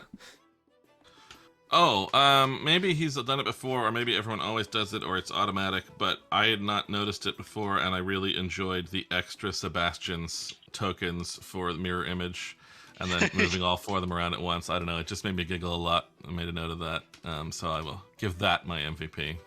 Oh. He's always doing token shenanigans anyway, so it was good to see 4 of him wandering around. Yeah, I really enjoyed that too. And the bit where he mentioned in the mirror image that they all floated into the air. Jamal. I have a few. First one, Okay, go on. I Still everybody first else's. one. Let's see what everyone else's. Yeah, Sebastian being the noble of nothing with his goddamn crown. Yep. You should see him in a crown. There was a lot of good moments for Natasha, I feel, from this session. I liked the bit about the interest in the pantheons as well. That was a good touch. Touch with that. I have to go for managing to down me twice again within the combat, basically. Actually, down me once and nearly down me the very first time with a 34. That's. I genuinely thought one of you might die to the AoE that happens in that fight. Yeah, you really fucking. It also riled got me. harder because I really didn't want to use the one that I couldn't roll off of. So actually the spell save DC and the damage went up. Yeah, you really rattled me with AoEs there. That was kind of brutal. I mean, it was a good fight, but... To be fair, Torin and Natasha usually do such a good job of taking all of the damage for everybody else. It was quite nice to see all three of our ranged characters getting really fucked over. I enjoyed that. An extra little bonus to you being like, please don't give me more shit for Torin when No giving haste Torin on haste Torin, was fuck the off. correct move. Josh, your MVP. Yeah, I mean, thank God I'm an Abjuration Wizard because I'm pretty sure Sebastian would have died. I mean, I've got like one more like health than Chiavo, but thank God I had like my Arcane Ward up, otherwise I would have been downed. Yeah, you don't have Like, acid right. resistance, so. Yeah, Yeah, exactly. So I would have been down by the I would have been down by the ice and then like lost saving throws from the acid. Yeah. But thankfully I'm not. But that was the first time I put more Sebastians on for the mirror image. I was like, I feel like it's easier on my mind, so I could keep track of them. Yeah, no, great. But my MVP, a little one is the fact that because Jodai was busy with the pie counter, that we immediately go into combat because the rest of us don't know how to do diplomacy. And then the other one is I really like the conversation between Chiavo and Natasha about the stars, even though it did sound like Chiavo was about to read Natasha's star sign. It was a nice interaction because we don't really see it a lot between those two. So that was nice. And Bruno. Yeah, the stars bit was really nice. I particularly enjoyed the conversation with Chiavo. Obviously develops my character, but definitely what Josh said, we never get to interact with each other, so that was nice. My personal MVP was, in my mind, Natasha helping Henrik brew the lunch, because obviously she doesn't get to do that a lot, even though she is a brewer, and she's always keen, so that was nice. I mean, I really enjoyed not only the chat between Natasha and Chiavo at the beginning, but what I really liked is that Jamal got excited because he talked. So then, when we had the meeting around the table, the number of times I watched Joe go, and Jamal answered. And it never happens. Jamal usually spends most of the first half of the session asleep because we start at 1 o'clock. Jamal got really excited. He's like, I did all this roleplay. And he's like answering everything. It was brilliant because normally in those situations we do hear a lot of Joe. And it was really nice to see the flip side. Sorry. No, it was brilliant. I it was really fun. It makes a nice change. I do like that we are on the road, and yet I was determined that there was going to be a fork in the road, and you guys were like, well, can't we just do both? And I was just like, I mean, I suppose logistically it's not actually that off the beaten path. We'll see what happens. I do have some gifts before we go. Is that a level up? No, it's feet day. Everybody loves feet. I'm surprised. I was expecting to be punished for getting knocked the fuck down, but yeah. Speaking of us getting a lot of loss, I don't think we've got our 6th level hit dice. You haven't. They're coming. No. But it's feet day. Natasha, you are wise to the ways of battle. So I get tough. No, you get battle wise. Battle wise is a lot better than tough. You get like an advantage to your initiative bonus based on your wisdom, and you also get to use help as a bonus action, which is sick. I love it. Sebastian, you don't concentrate much in battle, but when you do, you're adept at maintaining it. You may take the Warcaster feat.